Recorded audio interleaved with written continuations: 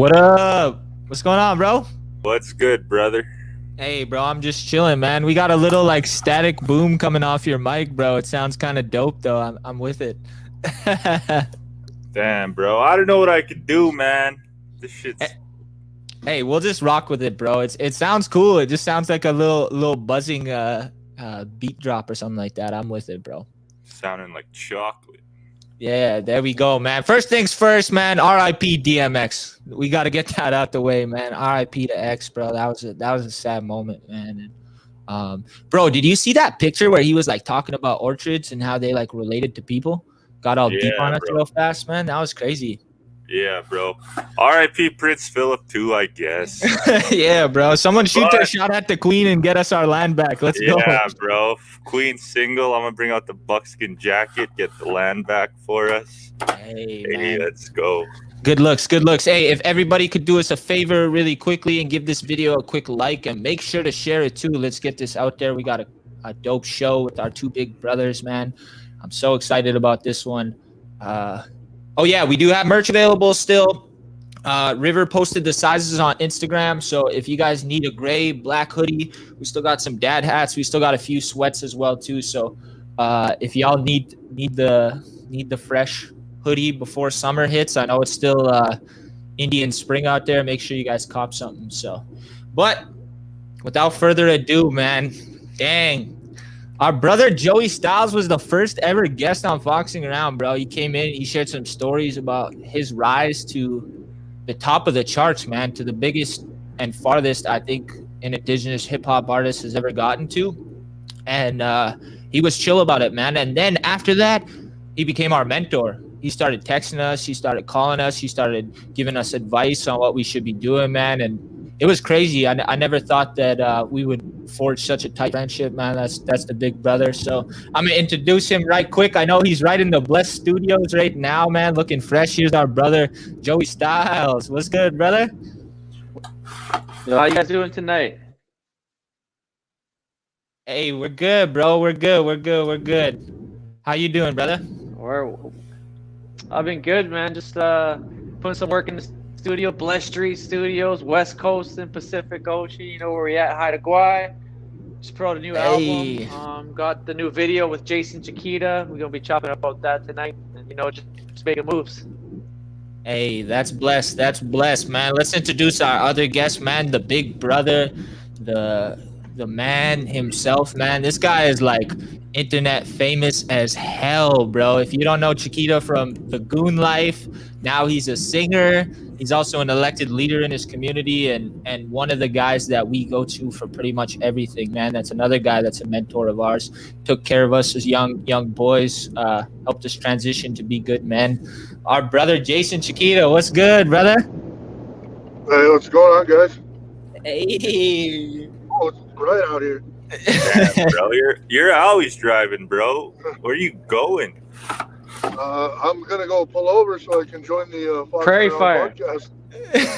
Hey, there we go. That's dope. That's dope. Hey, let us know where the hoodie comes from, bro. You got the hoodie and the hat matching up. What Oh, yeah, clothing yeah. line is that?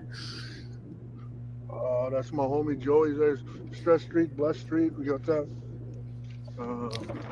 That's all of us, brother. That's our lifestyle club. Making moves for the people. Yeah.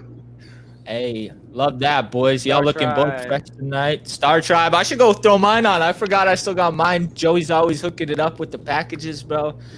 I'll love, brother. Hey, let's see that medallion real fast, bro. Throw it up there. Dang. Bless Street. My boy Damn. Detroit got that one made for me when he was doing a little vacation on the inside. He got a bunch of made up and he sent me one. Yo, bro, that's dope as hell. Cause my brother actually gifted me with this when he was inside. So the black shirt you sent me, I gave it to him. So I'm gonna have to get some new merch, bro. I gifted Of course, that to him. man. It's not a Dang. problem, brother. You know how we do. Cousins, actually. Cousin. Hey, cousin. What's up, man? Hey, well, boys, we came here to drop some new music, man. I know, man, this song, this album, everything has just blown up, man. Like this is the new Nietzsche anthem from where we're at, man. And you know, I had a very special time when I got to see you guys create that song.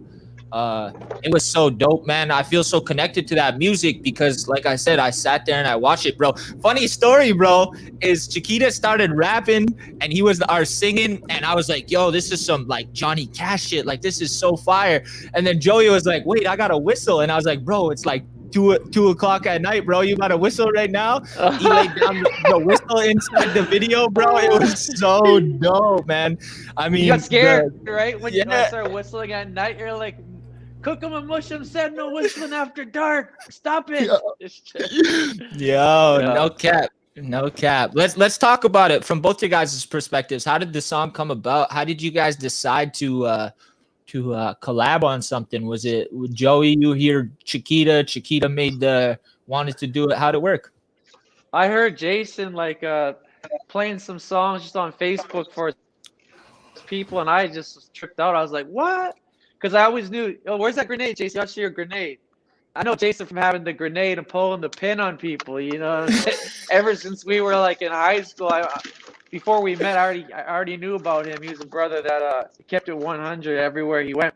So when I heard him sing, I was like, you know, it just made sense that he's the kind of guy that people want to hear a story, because his story is one that's authentic. It's real. A lot of people, like a lot of these rappers, get out there and start talking about the money they have or the girls they've been with or the places they've been or the things they own, but they're not about that life for real. And with Jason, side by side, and I've seen like where he came from. I know what he's been through. I know where we're trying our goals. That was crazy, and we're lucky to have survived that place. And now we're trying to go somewhere else and take our kids, our people, and our families there. So as soon as I had a chance, I was like, yo, Jason, tonight we're going to the studio. We're working. And then we went to Black Star Boxing Club in Saskatoon. And we set the studio up in there because I was just visiting Saskatoon for the Junos. And we made the song right there and then in the spot. It was just came really easy to us because for us, for Nietzsche's, music is natural. You know, all we need is a drum and us, and we can make a song. So, you know, you throw a little drum machine in there, you throw a guitar in there, a microphone in there, we're good. Doesn't matter where we at. Hey, that's love. That's love. Chakita, I want to ask you, bro, because like I said, I was sitting there right next to you. For some reason, I could tell, like, on the outside, you were like, I got this. But I feel like a little bit on the inside, you might have been unsure of yourself right away. And then as soon as you got to the guitar playing started happening, and then you're in the moment, bro. Like, we were literally standing on top of the boxing gym, and I'm like looking out, and I'm like, Chiquita's about to get in the ring and start spitting this, bro. Like, it was crazy to think, bro. So, like, what was it? What was the whole process from your end? Like, were you a little nervous, or like you knew that you had to tell your story right away? Yeah, definitely a little nervous. You know, first time doing anything like that, other than jamming in the basement and recording some stuff. You know, I got to spend that weekend with my brother Joey. I don't get to see him very often anymore because he's away on the West Coast. Family man, you know, beautiful family. But you know, another good to see probably last day we spent with the homie Will, the brother Will. And you know, it's to me that song was it's kind of a blessing, you know what I mean? We had the brother, you know, we get to spend his last day with him, you know, our last days with him. Joey's family has always been a good family friends with me. His dad, you know, we go way back. You know, when Joey was touring and stuff, you know, I'd stop in and help him out, and it's always been family, you know what I mean? It's not I don't know how to say, a lot of these people out there right now, they throw around the word bro, you know, bro, hey bro, hey bro. It's not like that. This is like a true brothership, you know what I mean? Like he's always been family. His dad's been family. His dad's took care of me when I was young. You know, a funny story was one time we were out by the comp, and this little homie comes into the house, and he's like, oh, these dudes just jacked my skateboard. And I didn't even know who little homie was, right? And I was like, well, where's your skateboard? He's like, over there. So I was like, all right, let's go get it. So we go get it, but it happens to be Joe's brother Dom. And you know, we got his skateboard back for him, and I was like, oh yeah, man, your dad's a good friend of mine. He's like, oh, you're Chakita, but you know, and just to show you how far it goes back, you know what I mean? Like, well, we're always looking after people. It doesn't matter, even if we don't know you, right? Like that's just the way we are, right? Like we're a family. We want everybody to prosper and live a healthy lifestyle, and for me Yeah. to Jason's a real one. That's all there is to it, man. He's always been a real one. Straight up, brothers. Right from the time we met, man, it's been real. And it was just a with great that song though, opportunity. like just you're like the native Johnny Cash though, for real. Your voice, like even when you talk, you sound like Johnny Cash. I have this little nasally, little squeaky voice, little raspy voice, like I was smoking a smoke machine all night or something like that. But you got that Johnny Cash game going on, brother. It's perfect, man. I guarantee you that people are going to be hearing about you for a long time. This is just the start. So now we want to get your album happening. We want to get your EP happening. There's more singles to be made, and yeah, like you said, it's a genuine thing. The last day we seen my cousin William, right? The crazy thing was I was like, I know you guys known about each other for a long time. I think that was the first time you guys ever really hung out. Was that last day that I got to spend with him, and you know we were rolling around the mall. Just us rolling around the mall, the cops got called, man. Popo got called on us just because we look like the way we do. I don't know. Maybe the persona's too big for some of these small-minded kind of peons, whatever you want to call them. Police got called. We're just walking through Sport Check. All of a sudden, we're getting followed by cops. We're walking through the food court. We're getting followed by cops. So it was cool for us to kind of sing about our experience coming from Saskatoon, Regina, Edmonton, North Battleford, Prince Albert. Like we're from those areas, Treaty 6 territory where we come from. And that is a normal thing, you know, when people see a native brother with confidence dressed all, you know, fly, like how we do our thing, right? We look good. And then confidence walking around, some tattoos, some neck tattoos, maybe a couple of war wounds here and there. Cops are getting called. And athlete for stars, I know. Sure, we've have a different life in the past, but there's a lot of hockey fighters that have never ever went to that side of the tracks, but they're still being profiled like as if they just stole something or they're about to go rob a bank. So it's not always like that, man. But it's so easy for us to have that treatment. And on that song, we're talking about like that's what happens when people see us. You know, they take off running. The world ain't an easy place to live in. It just so happens that song is like going on perfectly with what's going on right now in the world, talking about like trying to keep my mind, trying not to lose my sanity. And right now it's so easy to go crazy when everyone's locked up inside, you know, and it's like a perfect time to release that song because it's like a full-time job trying to keep my mind. That's what I was saying in that song. And so many people right now are just fighting with mental health issues. For sure, man. You know what? Let's get into it, man. I got it queued up. I want to watch the video, man. We'll talk about it a little bit. Hey, have you guys ever watched that movie Tax Collector when Shia LaBeouf's like the dude on bro, Jason in this video, I swear to God, looks exactly like Creeper, bro. Like that's what I think, like, you know, when you meet Mr. Death, bro, like that's what Chakita looks like in that, bro. Like I was like, bro, this guy looks like an outlaw capital O, bro. It's dope, man. Joey's got the vibe too. Let's check it out, man. Hold up, I'm gonna get it queued up here. It's a vibe. It's supposed to say, like the new generation. It's a vibe. Yeah, bro. Please don't tell my Mr. Happy Heart that the night there won't be got the tribe out here that's living a life. Stack these racks on the daily just to survive. It's a battle out here trying to get it right.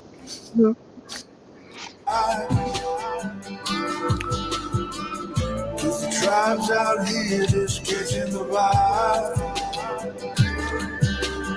No, these bills ain't gonna pay themselves, so I hustle, and I grind overtime. Burn like moonshine as it boils up your spine. It's a full-time job trying to keep my mind. Most days I feel myself too much. Mash the gas, unleash the clutch. Blow up back for the sake of the rush. The world is crazy, brain feel like mush. When we arrive, it's like, yeah, yeah, yeah, yeah. Yeah, yeah, yeah, yeah. Yeah, yeah, yeah, yeah. We will survive, oh, yeah, yeah, yeah, yeah. Yeah, yeah, yeah, yeah. Yeah, yeah, yeah, yeah. Got the tribe out here that's living a lie. Stack these racks on a daily just to survive. It's a battle out here trying to get it right.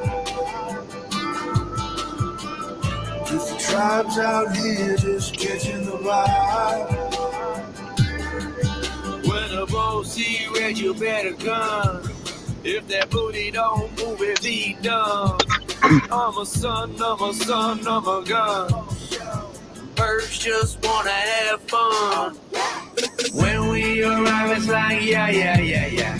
Yeah, yeah, yeah, yeah. Yeah, yeah, yeah, yeah. We will survive, oh, yeah, yeah, yeah, yeah. Yeah, yeah, yeah, yeah. Yeah, yeah, yeah, yeah. Got the tribe out here that's living a lie. Stack these racks on the daily just to survive. It's a battle out here trying to get it right. Just the tribes out here just catching the vibe.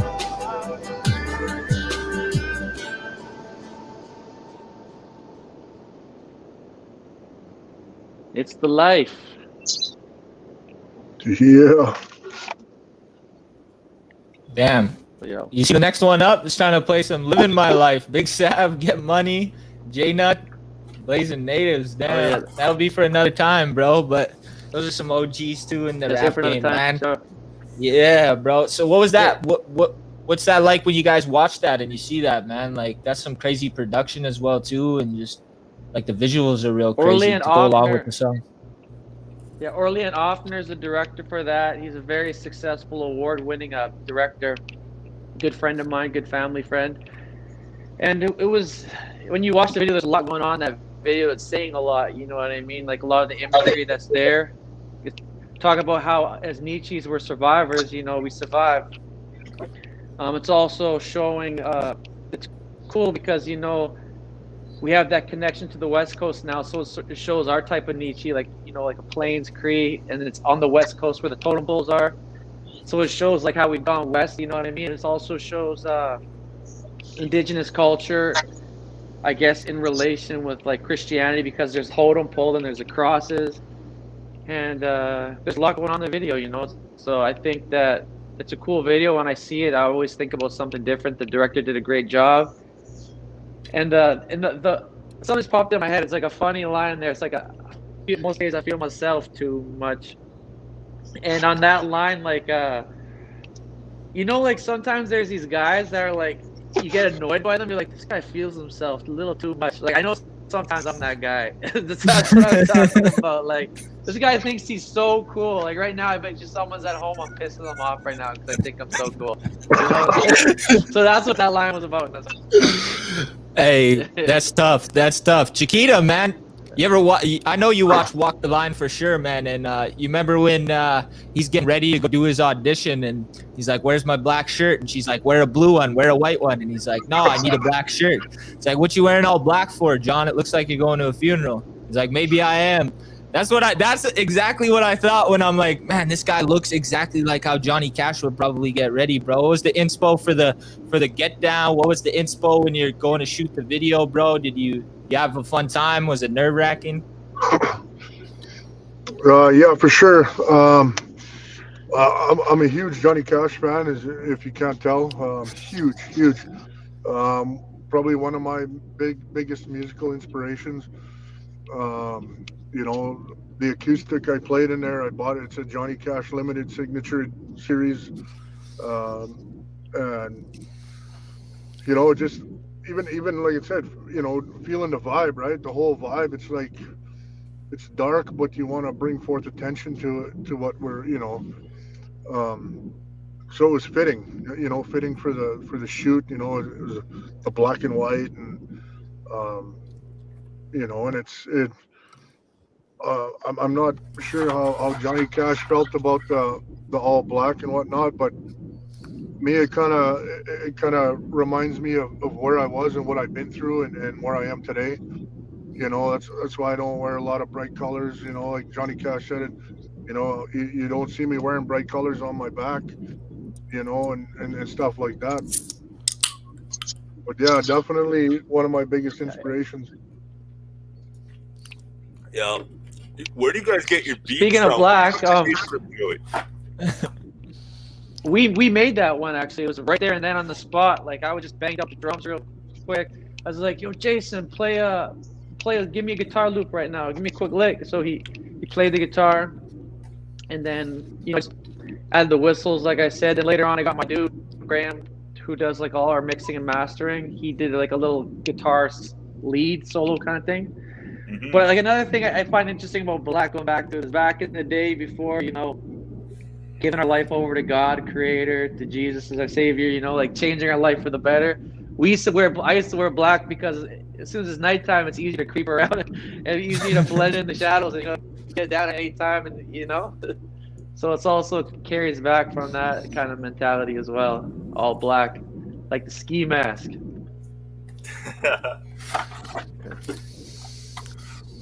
Yo, so when you're making the original song, man, like, is it like, because I was there and I felt it too, but like it literally felt like for some reason it was so easy for both of you guys to do that, like, and I felt like you guys were talking about a specific time in your life or like feelings that you guys had felt at one time that maybe you don't feel anymore, but it's always with you. Maybe like break that down a little bit too. Like, I know there's some words in the song. There's also, like you said, the visuals. Like, where does that song come from in the time of your lives? It's comes from a real place. That's when you write about your life.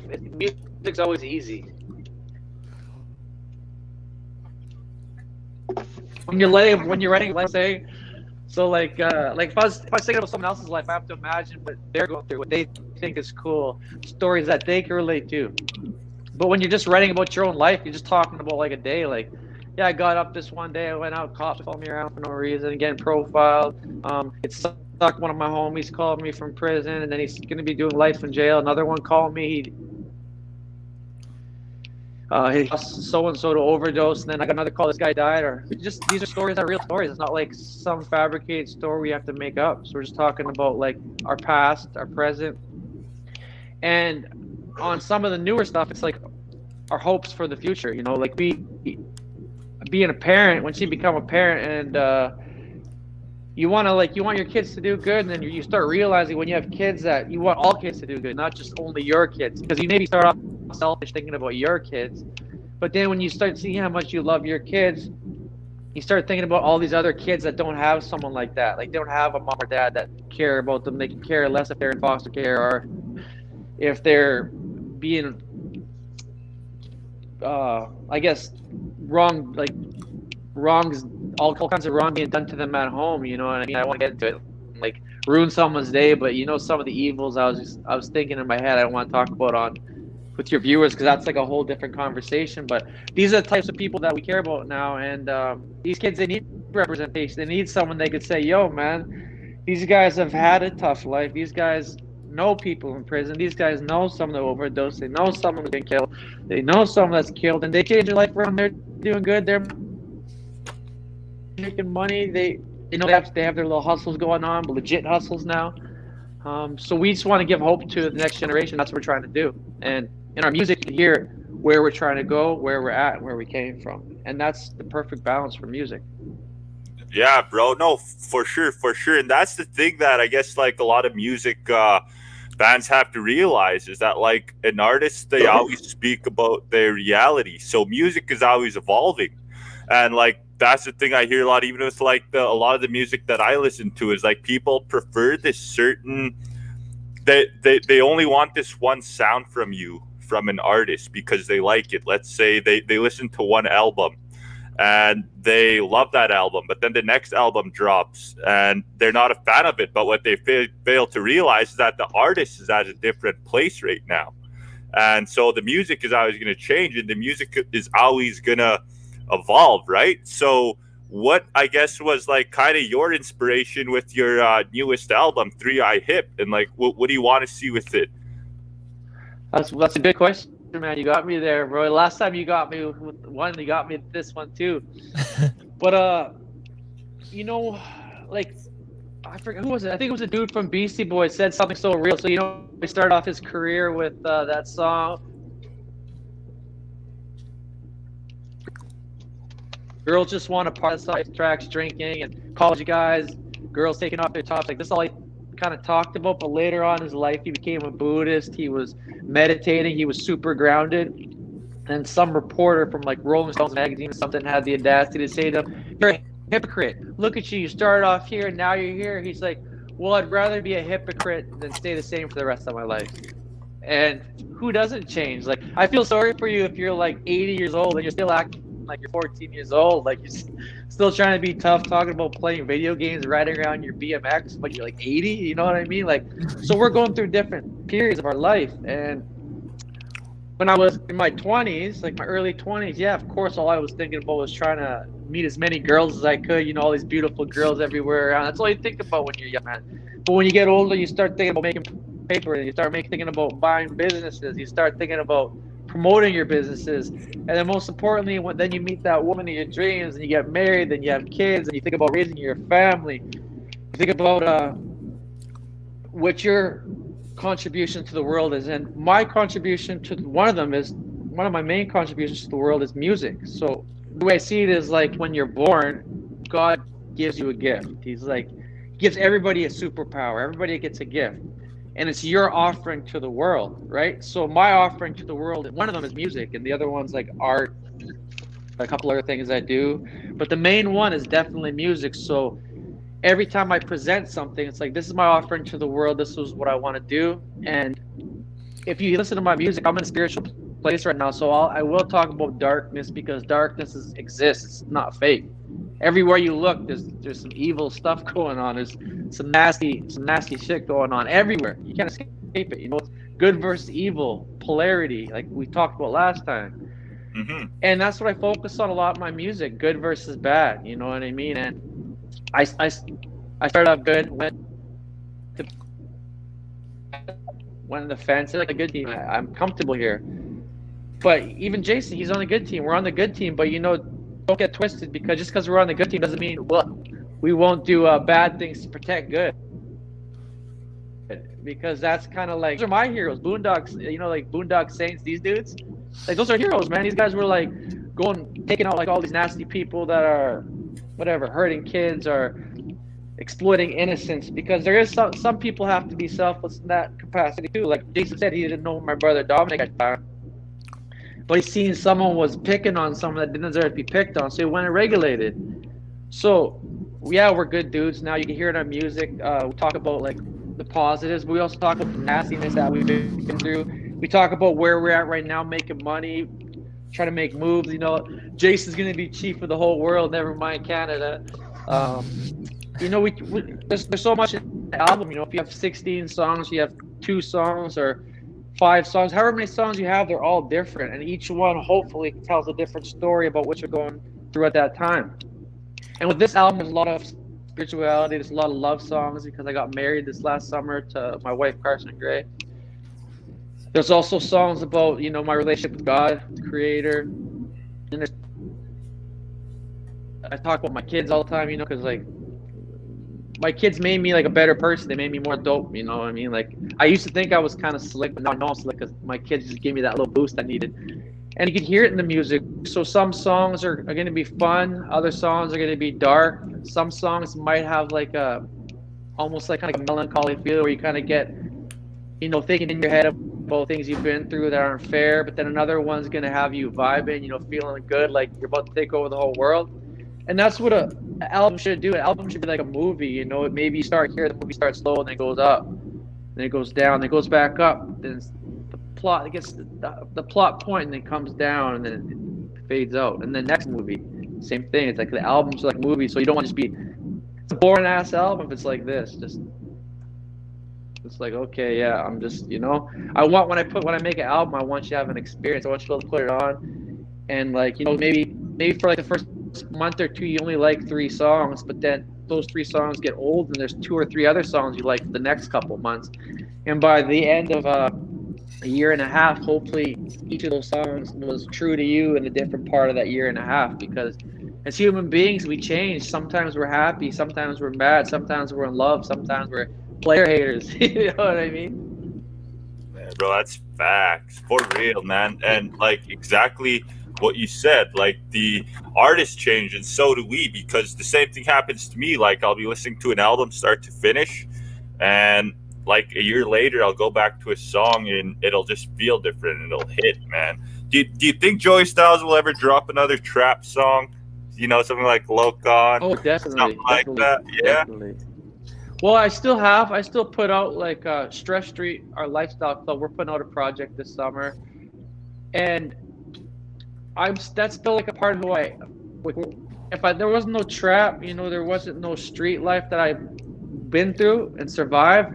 Thank God I survived it. I wouldn't be where I am now. I wouldn't have the personality I have now. I wouldn't have the lessons to teach the youth. Yo, this is what I've been through, and I'm lucky to be here right now. I'll tell you that much. So I don't look down on that life. You know what I mean? Like, we're fortunate that we never ever had to be in a situation where we had to feel like the only way out was being in a gang. So we never had to get in that mentality. But I don't look down on people some people's only family they have is their gang. Like, you know what I mean? So in the streets too, like a lot of people, they can't go out and get a job that is going to pay $10, $50, $12 an hour, whatever minimum wages, and not even be able to eat. So some people are forced to do things that are questionable. So how is someone going to look down and knock another man's hustle? The way I see it is everyone's entitled to their own choice, their own opinion. As long as you're not hurting somebody and you're letting everyone have their free will, everyone can make their own mind what they want to do. You know what I mean? But like when you're taking advantage of someone's innocence, or you're forcing something on somebody, that's a different story. I look down on that. And in the trap, when we were in the trap, we were trapping, it was never like that. I was never in a situation where I was trying to bully somebody, even though I could have definitely, there's power in numbers. There's a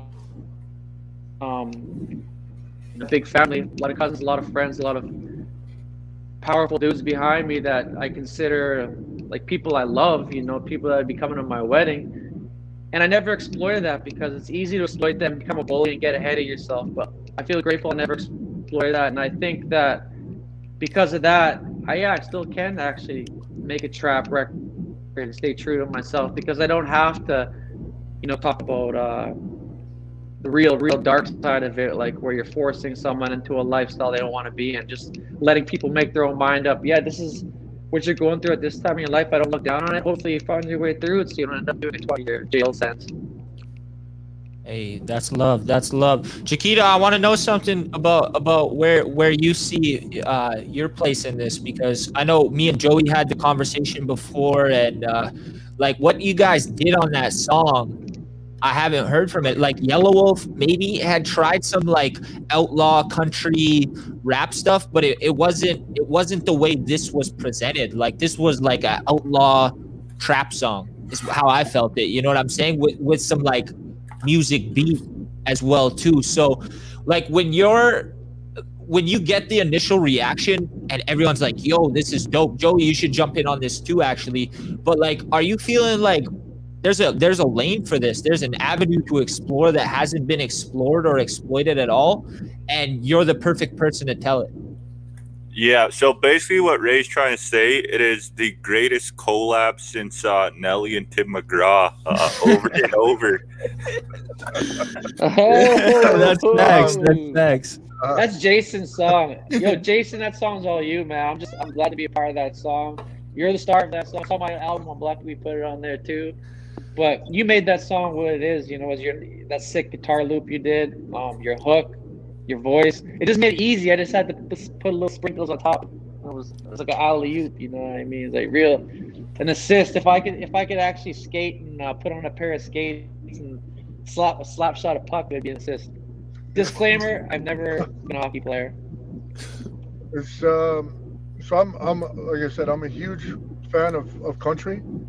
Um, I think country and hip hop are similar in ways. They both, they both come from the heart and where you're from, where you're feeling at the time, right? Like, um, just hip hop's got, a little more bass and a little more drum. Um, but you know, my brother Joey asked me to drop a hook. It literally came together within 3 hours, right? We showed up and I played a 4 chord progression, and then um, he added some whistling and a little bit of drums. Started like instantly, like just with the laptop. You know what I mean? Like Joey's a genius, right? Like he knows music. He knows all this stuff, right? Like he literally, slapped some drums over it with the laptop, made the beat, and it's like, all right, so we started feeling it, right? When Ray was there, you know what I mean, and then as soon as I felt that all come together, it was like, oh, okay, yeah, I got this, right? Then I just kind of thought how everybody's feeling, how I'm feeling, where we came from, what we're doing, what we're dealing with, and literally how we're out here trying to survive, you know. And it's not just trying to survive by putting food on the table, putting a roof over your head. It's literally trying to survive.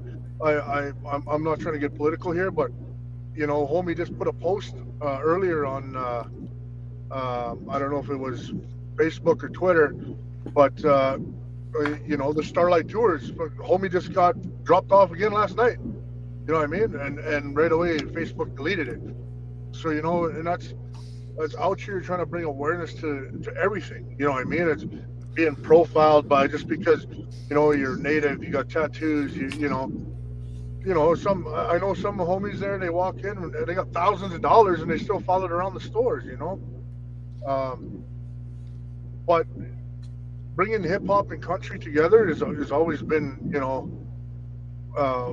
kind of one of my dreams. You know what I mean? Like I didn't think really getting real serious with it, and Joey's like, no, you gotta get in this game, bro. We gotta do this, um, and you know what?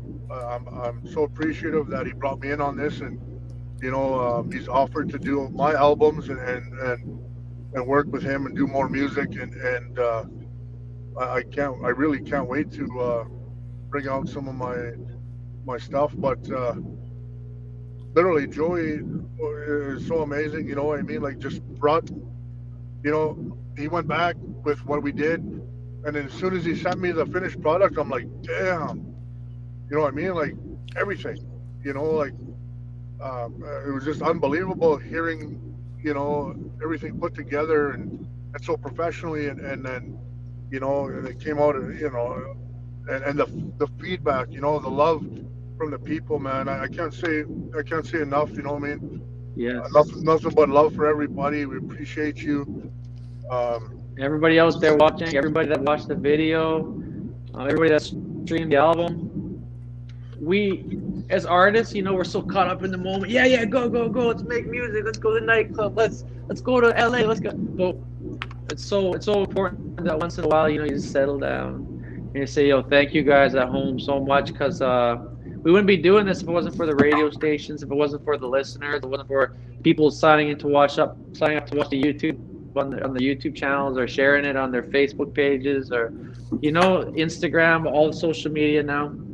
So thank you guys so much at home. And Jason's being modest, man. This guy's jazzy. Bro, trust me, man. That's just a start for you. I was telling you that. Like, we're gonna do a lot more stuff like that for you. And you have everything you need. It's just like I'm just gonna help consolidate it. I'm gonna try to help put together. That's what I want to do. And like you said, survive, like missing our Indigenous women and sisters. That's just man, that's just heartbreaking. There's a girl here in Haida Gwaii that went missing, and they're doing a walk for her yesterday. Really sad, man. Her name was Shay. She was a girl from Masset. I hope she comes home to her family. But thinking about that, sometimes you need to just actually I guess what's the word? Empathy is like when you feel what someone else feels, like someone else's family that's lost their sister or their mom or their daughter or their, it's just hurts. I was sitting there just feeling sick to my stomach. I could just feel what was going on. Like some of those people were that's your sister, their daughter, and it's heartbreaking. Like I have an idea that I don't know if someone's listening that has the jazz to make this happen or the steam to make this happen. Is so in the Highway of Tears now, they're going to make it so there's cell phone service all the way across the road because so many girls went missing on that strip. Like, I don't even know how many. I don't want to be misquoted, but lots of girls went missing on that strip. Lots. And they're making it so there's cell phone service so these girls are able to contact someone if something is going to happen. But I think we should take that a step further. You have all these companies that are acting like they're out for Indigenous people's best interests, but they're just really trying to get paper out from poisoning the water and taking out of the land and chopping down the trees. So if this is going to be happening regardless, at least they could try to set up some infrastructure, like clean drinking water. They could also do things like, this is a big one. I think that, there's like my camera system. It's like, so like if someone comes to my studio or my house, right away on my cell phone, I can see that something's there. Why don't they set like these cameras up all along the highways, everywhere, like points of interest, even Lower East Side, where girls and people are known to be picked up, and then just so now, like, okay, this girl's missing, let's check back the cameras, and then we let everyone know, all these women know, like, check this out. If you see this little sign here, like maybe this, like a little logo, if you see a logo there, it means there's a camera, that means it's a checkpoint for your security. So if you're gonna hitchhike, make sure you see this sign and hitchhike. So now when you check the database, you say, okay, they left from this place right here, and then we can look back. They left with this license plate number. Oh, look, that's the guy who picked them up. That's the vehicle who picked them up at this time. And then you can actually take it a step further. You can track the route progress, because now all of a sudden the vehicle is going to be like on this camera, then it's going to be on that camera, then like you can see it all the way. You know what I mean? And I think that's such an easy thing. Like all these oil companies got a lot of paper they're trying to I guess trying to like butter up the communities. Well, why not just try to help keep the women safe? Because man, that's heartbreaking what these girls have to go through. It's scary because just thinking about like what a girl is thinking about, like when she might not ever get to go home and see her parents again, or her kids again, or her, that's just makes a brother want to cry and shed a tear for real, Yeah, bro, that's some heavy stuff, brother, and that's shit. I put things in perspective. For real, man. And like that brings up the next point, man, where like we as Indigenous men, we have to do better as protecting our women. And the most important point is we have to be proactive instead of reactive.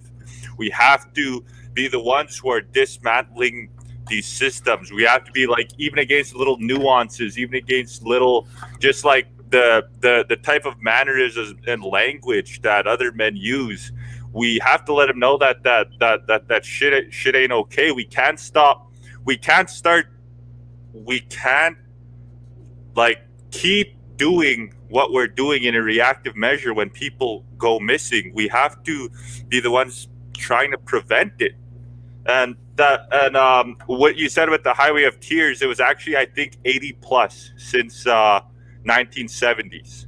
And just for I guess a little for the people who didn't know exactly what the Starlight Tours were, for what Jason was saying, the Starlight Tours were happening in the early 2000s, and basically what they would do is the Saskatoon Police Service would take men, sometimes for no reason, just for being drunk, public intoxication. They would drop them off outside of the Saskatoon city limits, take their clothes, their sweaters, and they would make them try walk back in sub-zero temperatures. And to this day, there has been no charges laid, nothing for the police service. So it's so unfortunate, but like everything you guys spoke there in the last 5 minutes were nothing but facts.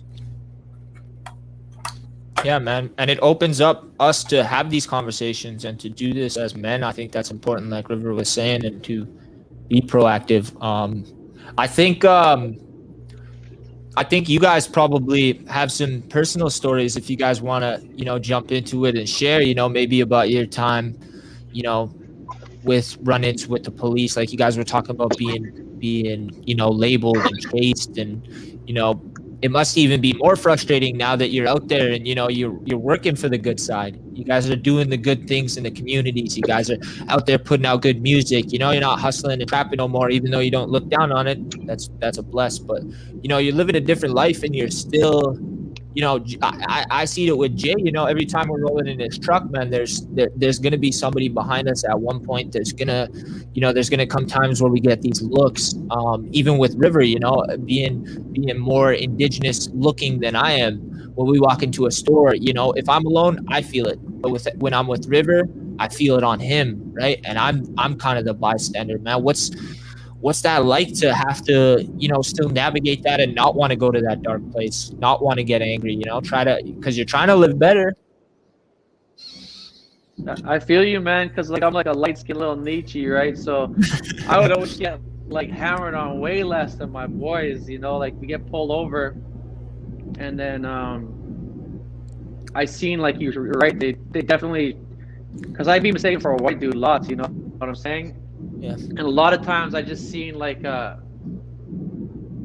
seen just like how physical they were with the brothers, you know, for no reason either. Like most of the time, obviously, maybe a couple of times here and there, but for the most part, you know, it was for no reason. And yeah, being profiled, I had police officers try to shut down my shows before they even happened. You know, I'm trying to like make a life for myself that is far away from crime as possible. You know, it was like a means to an end when I was young, running around doing what I was doing.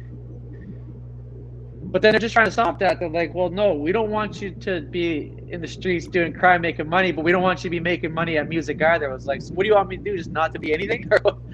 So, you know, I try to go do a show, then all of a sudden, I'm not gonna say if it was federal or like our city, you know, they'd be definitely saying, oh, this guy's a troublemaker, this guy's a criminal, this guy hangs with gangsters, he hangs with drug dealers. Just don't let him come to your community. Don't let him. But that's nonsense, though. You know, like it's almost been like close. It's like been close to 20 years now where I've been on a straight path. You know what I mean? And once you get painted with that dark brush, like what does it take? Do I have to like walk on water and just like turn one loaf of bread into 40 loaves before I'm forgiven for my past? You know what I mean? Like what do I have to do to make up for it where I'm gonna be treated fair? You know, and that's something that I've seen over and over again. Like you said, that like my cousin Jordan Bird, I feel bad for that young man. You know, his life's done. No, it's not done. He still has a chance to get out. You know, the world loves a comeback story. But the cops tried to kill his dad. You know, Daryl Knight. He was in he was the one that escaped. He's the lucky one that got away. They dropped him off at by Queen Elizabeth power plant, I think it's called. He was in barefoot. It was like minus 30 or minus 40, something crazy like that, where you only have probably 10 or 15 minutes to get warm, else you're gonna die. Somehow there was someone at this building. He kept knocking, and someone finally luckily heard him, and he made it home. But talking about intergenerational trauma, so he ended up living with that. Then he ended up getting caught up in the system, and now Jordan's caught up in the system. And it comes definitely from that. Like Jordan, that boy is getting profiled hard everywhere we went. People looked at him like he was the devil. You know what I mean? He really wanted to do good. He really wanted to live a cultural lifestyle. But the system wouldn't let him. You know, the system's not going to give him a job, to take care of himself. The system's going to not give him a chance. You know, it's the system. Like, it's not a while, like, you know, 20 years ago, it's easy to say it was a race thing. 30 years ago, even more, but it's a system thing. You know what I mean? Like if you look at Black Lives Matter, even Idle No More, all these movements, there's like hella white people down front line in it too. So it's not a race thing; it's a system thing. It's a system that's messed up. So when we have more allies that are like, you know, other skin color, that's when we're going to be stronger. Like it's going to be easier battle against oppression. It's going to be easier to figure out a plan to be able to protect the women, to protect us from police brutality. I got some bad stories about cops, but I got some funny stories too. I don't want to say the funny ones right now because it's being inappropriate. We're having a serious talk, and I tell you some crazy story about how cops are making someone squat behind the cop car like a police officer with his pants down. You know what I mean? Yo, but cops be wilding out, man. I'm telling you that though. Cops be wilding out. You know what? I've met cops that were fair though. I've seen cops that were like, they pull a group of guys over, like, we could search this vehicle right now. It smells like marijuana, but we're gonna let you guys go. We're like, oh, what? You know, but then there's been other times where there's nothing in the vehicle. You're not speeding. You're not doing anything wrong. They pull over the whole vehicle, search. They looking in your gitch. You know what I mean? Yeah. So it's just we need for allies, and the more allies we have, other skin tone, other walks, it's better, right? Because that's the plan, man. Hopefully one day the medicine wheel will be in harmony. All those colors can like be perfect harmony and balance, and that's strong. When that circles together, we could build something crazy on Earth, you know, where everything could sustain itself. People could sustain themselves. Nature will be thriving. Humanity will be thriving, and it'll be all love. It'll be like they say, it's a vibe. It's a vibe, bro. For real, man. That's facts too, and like a perfect example of that too is like compared to you and Jason's upbringing. Me and Ray, we had it good. We had it really good compared to you guys' upbringing, like whatever you guys were into. And even then, we still had trouble with the police. We still had run-ins with the police when we're not doing anything. And it's such a hard reality that race plays a factor, and the system is against all of us, regardless if you, I guess, engage in criminal behavior, I quote, or not, right? Like us as First Nations people, we're subject to it. Like a story of that I remember is, I was, when I got my first vehicle, I was driving with Jason's younger brother, Cole, and he was in the passenger seat, and we went to go gas up at 7-Eleven, and a cop followed us. A cop followed us for a couple blocks, so I went to go fuel up, and then as soon as we parked, there were two cops behind us, and one more came in front of us, and like I already knew what was going on, so like me and Cole were trying to play dumb. We tried getting out, we tried gassing up. And sure enough, they told us to get back in the car, whatever, yelling, sirens were on, over absolutely nothing, just trying to gas up. So we get back in a car, they run my plates, they get my license, like clean, nothing. And then they just let us go. And like, I'm sure those cops forgot about it because to how many Indigenous people they did it to, of how many people of colors that they done that to. But like, that's something that's going to stick in my memory until the day I die, is just the injustice with the police. So I can't imagine how it was for you guys too. And especially you guys were talking with the long hair thing earlier, right? Like me, when I live in Olds, Alberta, it's predominantly a very white, conservative hick town. And so growing up in a lot of places, I would always put my hair in a bun. I would never want to wear it down, right? But it wasn't until later in life that I realized that I grow my hair for a reason, that my hair is long for a reason, that it's an act of resistance. So I gotta wear my hair down. Now I wear it in a braid. Now I wear it in two braids. And I make sure it shows when I go to Walmart. I make sure it shows when I go to all these places. I make sure people know that I'm Indigenous, and I'm proud of it now because I ain't trying to fit into no system. And I guess that leads me to my next question is like, how has it been for you with your hair growth later in life, Joey? And you, Jason, it looks like you're going a braid, bro, from that Fuel a Booth video. What is going on with that, bro? Let us know. He's got that Viking vibe. Yeah.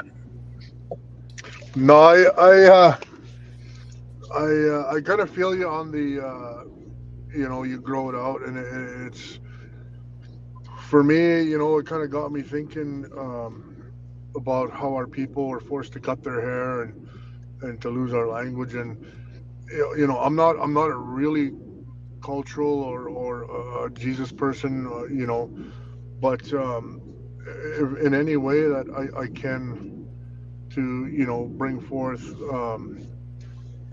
some positivity to our people and show them, you know what I mean? Like, I wish I had hair as long as yours, or, you know what I mean? Like, it'll probably take me 20 years to get that, you know?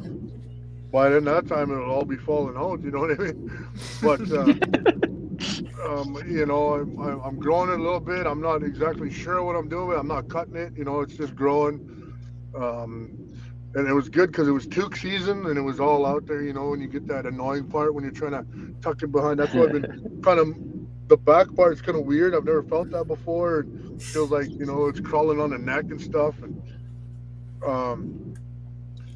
but, you know, I just bringing awareness, you know what I mean?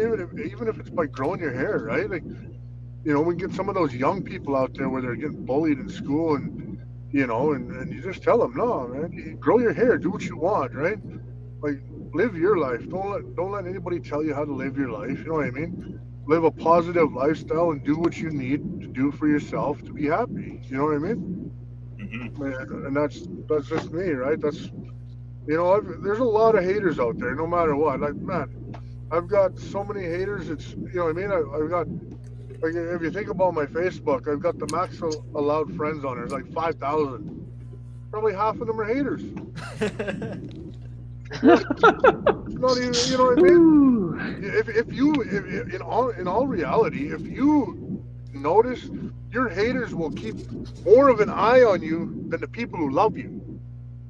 That's right? facts. They'd be like, oh man, True. you know what I mean? Like, oh, what? Like, I've seen a couple of negative comments on the song. You know what I mean? But you ain't gonna hurt me. You ain't breaking my heart. No, you know, oh no, you know, everybody's entitled to their opinion. You know what I mean? I did what I love. You know what I mean? I did it with my homie Joey. You know, and it's a banger. It is what it is. You know, Jason, what they say is wolves don't worry about sheep. That's all, man. You know, I got so much haters. It's I don't even pay attention to them. It's like some people say they like if they feed off the haters. They don't even exist. Like, you know what I mean? Like, we're walking around outside. There's some ants walking around. We don't even know the ants are there. Like, that's what the haters are to us, ants. You know, like, walking around, you have a couple little ants in your bedroom, but you don't see them, not even there. What is it? Like, that's right? exactly it, right, man? I don't do this for the haters. I do this for myself and for the people who love what we do. You know what I mean? If I can, you know, if I can go and make somebody's life better by even just a song, you know, I'm gonna do it. You know what I mean? I don't give a rat's ass what anybody says. You know, if it's, you know, negative or whatnot. Wow, you know, people talk down to you because their life ain't great. You know what I mean? And I feel for them. I really do. You know, you get some people out there. You know what I mean? Like, and they've got addictions and they've got problems, and they see you bettering yourself from where you've been. You know what I mean? Like, I was no saint. You know what I mean? Like, and that's the way, you know, I lived that lifestyle. I pulled triggers. You know what I mean? I did what I had to do to survive. You know, and I hear a lot of people saying, oh, well, you know, it's bullshit that people say they're a product of their environment. Well, it's not bullshit. You know what I mean? I did what I did, so my younger brothers like Ray and Riv didn't have to do that shit. You know, and that's the way it is. You know, Riv and Ray, like Riv said it the best. You know, we've lived a lot better life than you. Well, you know what? Riv's got a couple of brothers out there that lived the exact same lifestyle I did. You know, and we did that stuff. You know, we went through hell. We went, you know, we went to battle with police and whatnot. You know, just so that they don't have to live that lifestyle, right? And you know, it's an honor being here with them and seeing them succeed in their life, not just with their podcast, but education. You know, growing to be the men they are right now, right? And you know what? If they listened to every hater, they wouldn't be where they are today. That's the same with all of us, right? Whatever. That's facts. Start name dropping. Let's get out the haters now here. No, that's love, man. Yeah, let's start. You know what? I got the goosebumps. Yeah, man, that was love, man. I gotta, hey, shout out to Pepsi. Shout out to Pepsi. Yo, let's get into this because I'm a Zevia guy, man. Damn, you ain't hitting the fancy. Pepsi no more, Joey? I'm fancy, huh? I'm fancy, huh? Yeah, I'm fancy, huh? Now they're gonna hate some more. Yeah, bro. Hey, let's pop into this a little bit because I think it's a good conversation to have, and like, it's one that I'm interested in. Like, so Chakita kind of gets memed, but like in a good way. Like, they'll be like 500 in a room, and I'll go Chakita, or they'll pop off on like some gangster memes towards Chakita. But Joey, man, the internet sometimes can be a little unruly, bro. Like how, when they're cracking the sugarcane jokes, or they're laughing about the weekend or whatever they're doing, bro. Like, I guess it's that wolf mentality. But do you like actually enjoy it, or is it bug you a little bit? Like, do you just laugh at them when you see them, or like is it kind of like you don't even know me type stuff? What do you mean they're talking about me on the internet? No, bro, it's jokes, man. I actually sometimes I give them props. Like I seen some funny things. I'm like, I had to laugh about it. I was probably laughing the hardest because I know myself, right? Like I told you, hopefully I'm one of those kind of dudes. I rub people the wrong way because I'm too confident. They're like, this guy thinks he's too cool. I think I'm too cool, man. Like when you're in a room with a bunch of ants, do you know the ants are there?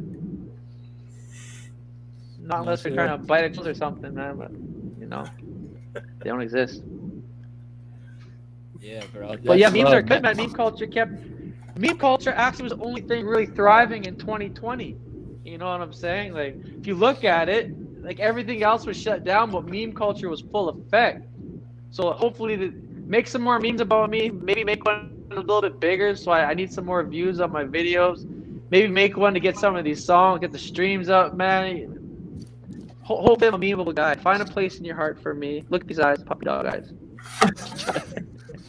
Well, that's true, right? Like whether it's a negative meme or a positive meme, whether they're cracking jokes about you or they're praising you, they're still putting you out there. You know what I mean? Any publicity is good publicity. Exactly. We must be doing something right. You know what I mean? They're putting us out there. And you Absolutely. know what? Big up to the haters for making the crazy memes. You know what I mean? And big up to the fans. We love you. It doesn't matter, you know what I mean? They put us on the map, and like I said, we don't care about the haters, you know what I mean? They can say what they want. I just had an idea too. If Kanye West could go for president, why can't I go for prime minister? Let's go. Let's go. Why not? My record might Shit. stop me from prime minister. Bro, can we get sugarcane as the national anthem? Yeah, we'll change it. Yeah, We'll bro. change it, man. Yo, We gotta make some moves here. Power moves. Hey, let's go. I'm ready, bro. 2024, I think. Bro, you should run. Let's do it. Let's call it right here, bro. Run for prime minister. We'll figure out how to do it. Independent. Blessed Street. It could be your Blessed Street Party. Yeah, the Blessed Street Yeah, there Party, you go. bro. I like it. Yeah, Sure, we'll run in North Balford and Regina and take the place over, bro. It'll be all good. But on a serious note, though, Joey's sitting there saying, "Oh, I these people hate me because I'm too confident or I'm that guy." You know what, though? Joey always makes time for people, no matter what, whether it's a fan or just somebody sitting there. You know what I mean? So, in your profession, if you don't have that confidence, you ain't gonna go nowhere. Bottom line, right? Being an artist, you have to have that confidence. A musician, you have to have that confidence, that stage presence, and you know what I mean. Bar none, you're one of the best. You know what I mean, on the stage out there. When we went to the Inspire Awards, bro, no, that was lit. You know what I mean? Like, but you know what? Thank you, man. People sit there and talk smack. He thinks he's too good for. He doesn't think he's too good for everybody. He doesn't. He doesn't. That's bottom line, right? He doesn't think he's no better than anybody else. He's very good at what he does, and that confidence, it emits to people like myself. Which when we were doing our song, when we made our song, boom, I felt that. You know what I mean? I got confident. And look at what we did, man. You know what I mean? It is what it is, bro. That's what we do. Yeah. The My love, brother. perfect example of that is Joey followed our white homie Justin McIntyre, and Justin was sky high that day, bro. He was like, "Yo, I got followed from the dawn." He sent the screenshot and everything. I was like, "Weird, bro." Justin, what's up? Yeah. Yeah, that's Shout out love, to man. Justin, man. Yeah. I gotta say too, man, like when we first did that first program with Joey, bro, I was like, there was one person that I was like, man, who's gonna set this off? Like, who do people really want to hear from, and who's gonna like share something that is gonna blow people's minds, bro? And when you're telling, like, I was amazed that you were confident enough in your abilities to say, like, bro, I write better than The Weeknd. I was like, hell yeah. I was like, yeah, say that, scream that. When he's saying, I'm gonna win a Grammy, when he's saying things, you know, and those things had powered me. You know, one thing that I use now, thankfully through this and through foxing around and just what we've been doing lately, we've been getting to share our story and go on and talk with people. And what I use all the time, no matter what, is I talk about your story, about the 4 elements, and how we can learn everything from them, right? And I use that. I literally bite your your entire thing word for word, bro. And I tell that to people because it's so true. And there's so much knowledge that you have that you're always willing to share. Even that time you were like, you know, I have no problem helping you out, man. He was like, there's people out there that want to mentor you, but they want something from you. And for you to just come off the cuff and be like, you know, I'll just do this because I believe in you, young guys, man. And I want what's good for you guys. And to be able to mentor us with no, you know, you've never asked me for a thing, bro. That's all love, man. So I gotta sing the praises of Joey Stylez too, man. But you're gonna make me blush, man. Stop it, guys. No, but for real though, love you guys, problems. man. Brothers, man. You guys are brothers, and when you have that, you want to make each other stronger and stronger. It's like that King Arthur and that round table, you know, when everyone's seeing eye to eye, and every spot at the table is strong. You know, that's when there's some unity that's unbreakable. So that's like a goal, I think, for us, you know, for our people that come from where we come from, because there's like a unspoken connection that we have, like the people that come from our area where we come from, you know. I was born in Crime Town, you know, that's North Battleford, Saskatchewan, for those that don't know, and we all have this connection, like no matter where we are in the world, whether we're in Los Angeles or Haida Gwaii or wherever we are, Edmonton, running school on the West Coast, wherever you are, we have that thing, and we want to see each other thrive because we know what we've all been through. We know what our parents been through. We know the stories of where our aunties and uncles had to go through to get to where they got to get to where we are, to be able to help our kids get to where they are, because that's what we want. Every generation to do better than the last generation. If you have that mentality, the world will be a better place. And I think that's where we're at. And I think I don't want to come across as being like you, because even sometimes I say, like, you know, sometimes confidence will come across as being cocky, but I'm grateful. I worked very hard to get to where I am now. It wasn't an easy path. It took me a lot of years before anyone took notice about my music making abilities. Along the way, I took a lot of risks. I could have easily had ended up incarcerated or in a box. A lot of my friends that believed in me, I've seen a lot of them, their lives not have taken such a lucky turn. So I don't take anything for granted. I feel so grateful to be here right now. I pray every single day. I smudge every day. Pray to Kichimana, pray to Jesus. I always say thank you for like letting me be here. I pray for our people, you know, the people that need a prayer, that deserve a prayer, because I don't pray for no sickos, man, like these these weird perverts and these people that are like these high-end socialite, you know, like what do they call it, the elite? Nah, man. Praying for the people that need a prayer, that deserve it, because let's get this right. Jesus rocked with gangsters and outlaws, man. You know what I'm saying? And that's, to me, that's like very heroic. So I try to keep it, like you said, I try to not give time, but like if someone comes to me, that's like a thing I have. Like I don't want anyone to think I feel like I'm too good for somebody, because I'm really grateful, man, that people would actually take 5 minutes of their day to listen to my new video, because there's so much you can do in 5 minutes. They can go listen to a Drake song, or they can go listen to a Weeknd song, or they could hear Baby Fox. You know what I mean? Oh yeah, Baby Fox. That's like, maybe that's like, you got to hit them with infringement, man, because Foxing Around came first before the Baby Fox song. Yeah, bro. We're coming for you, baby fox. What does the fox say?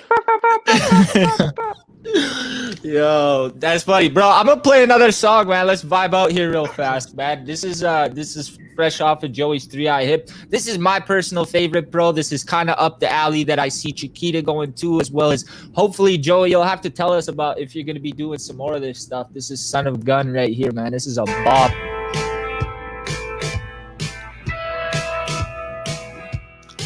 I'm just a son of a gun, that's how the Lord made me. And where I'm headed, only God can save me. So much sinning, is there any turning back now? Will there be light for the broken and the outlaws? Gotta protect all my loved ones around me. The voice in the shadow is constantly hounding. Oh my God, oh my God, oh my God.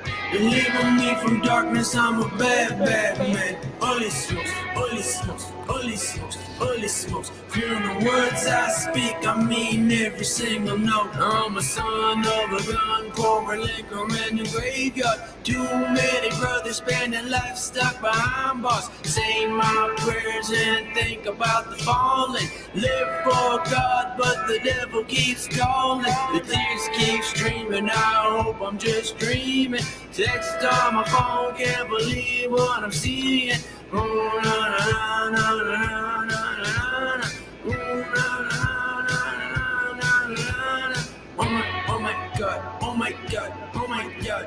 Delivering me from darkness, I'm a bad, bad man. Holy smokes, holy smokes, holy smokes, holy smokes. Feeling the words I speak, I mean every single note. Trading in my pistol for a feather and a rose ring. Feel so alone, nobody really knows me. Damn, I miss my brothers, get them tattooed on me. They'll never take me down, they'll need a whole army. With God on my side, ain't nothing in on me. The way they look at us, it feels so alarming. Ooh, na na na na na na na na na. Ooh, na na na na na na na na na. Oh my God, oh my God, oh my God. Delivering me from darkness, I'm a bad, bad man. Holy smokes, holy smokes, holy smokes, holy smokes. Feeling the words I speak, I mean every single note. Oh my God, oh my God, oh my God. Delivering me from darkness, I'm a bad, bad man. Holy smokes, holy smokes, holy smokes, holy smokes. Feeling the words I speak, I mean every single note.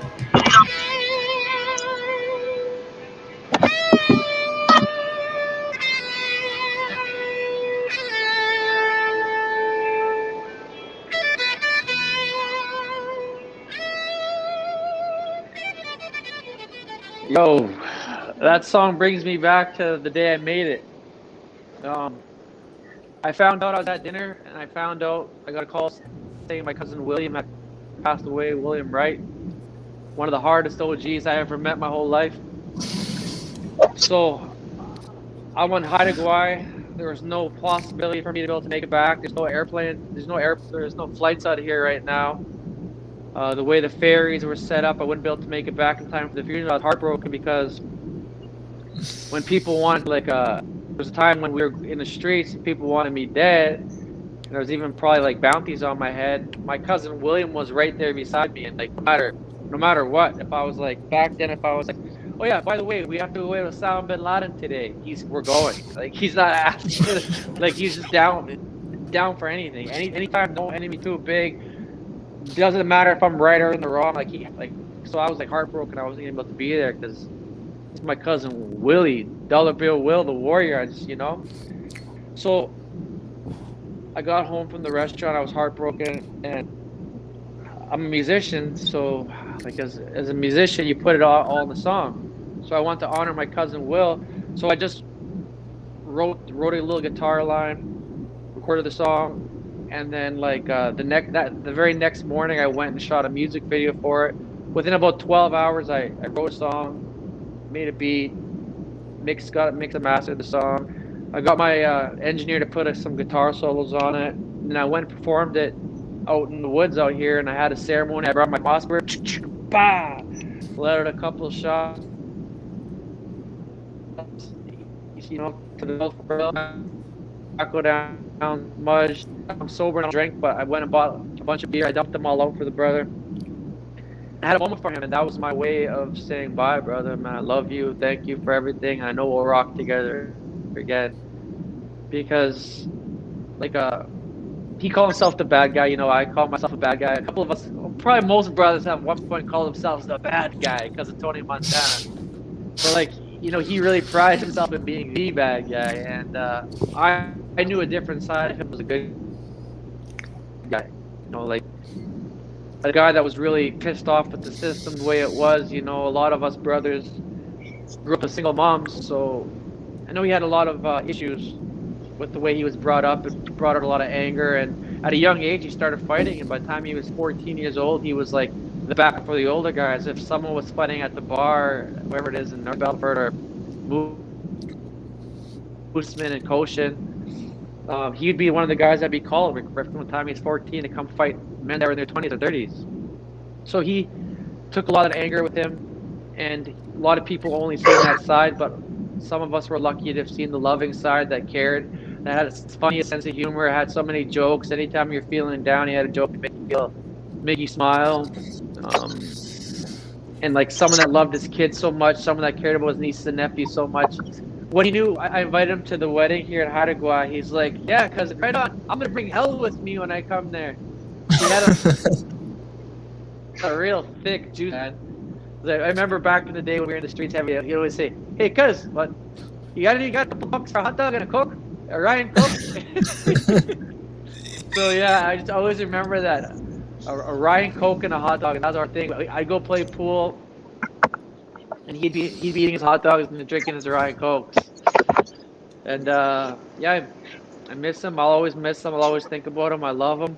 He's one of the original guys that, when I was like a young man making my transition from being an angry teenager into directing my anger to the streets, into a street life, he was the one that was there with me, him and a few other guys. Because I was in over my head. If it wasn't for God, you know, like I said, I wouldn't be where I am now. But I was definitely in over my head. I didn't even realize at the time. But it takes maturity.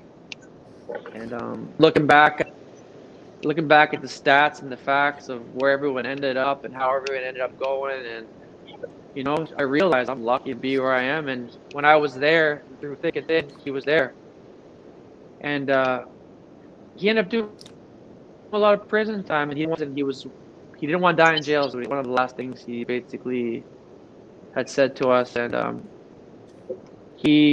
was a real brother, man. Like, telling you, the guy blocked samurai swords with his elbows. He been shot in the stomach, and like, he didn't go to the hospital because he didn't want to get picked up by the cops because he'd be wanted most of the time. And like one of the hardest G's I ever met, and I'm proud that he was my cousin. We're related to each other through the Black Stars as our family. R.I.P. Will, and that song was for him, Son of a Gun. Hey, R.I.P. Dollar Bill Will, man. That's love. Chakita, man, you know the you know the internet's unforgiving, bro. So while we were talking there, I went and found another video, bro. It's really dope, but it's a little older, bro. Let's play it out for you, bro. You know what? I'm glad you guys own all this music too, because then we can't get copyrighted, bro. So here we go. We're gonna play a little bit of Chakita here, ladies and gentlemen. You know your name, tell me your name. Do you care about all the little things or anything else? I won't feel all the chemicals inside. I won't feel. I want somebody just to know that I'm alive, know I'm alive. Don't tell me if I'm dying, 'cause I don't wanna know. If I can't see the sun, maybe I should go. Don't wake because I'm dreaming. angels on the moon. Everyone you know never leaves too soon. Do you believe in the day that you were born? Tell me, do you believe? Do you know every day is the first of the rest of the life? Don't tell me if I'm dying, 'cause I don't wanna know. If I can't see the sun, maybe I should go. Don't wait because I'm dreaming of angels on the moon, where everyone you know never leaves too soon. This is one last thing, child, and to know my brother's love. This is the New York City angel in the rivers of our blood. This is to all of us, to all of us. Don't tell me if I'm dying, 'cause I don't wanna know. If I can't see the sun, maybe I should go. Don't wake me 'cause I'm dreaming of angels on the moon. Everyone you know never leaves too soon.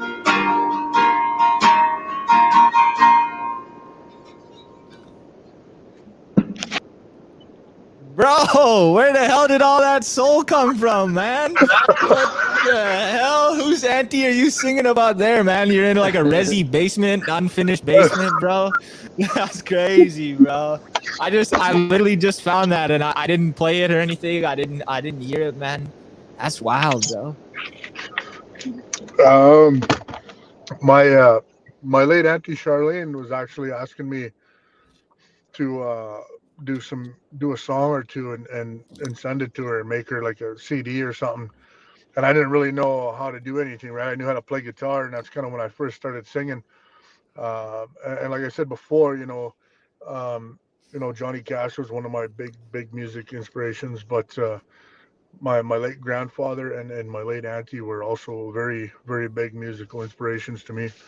And kind of when they passed away, I kind of quit doing music, guitar and singing, and I just stopped for a couple of years, and then I don't know, I just I came back and started doing it, and that was the first song I think I ever recorded on a video, and it was kind of more to let them know that how I was feeling, and I'm coming back and trying to do music again, and yeah, so that's kind of where that came from.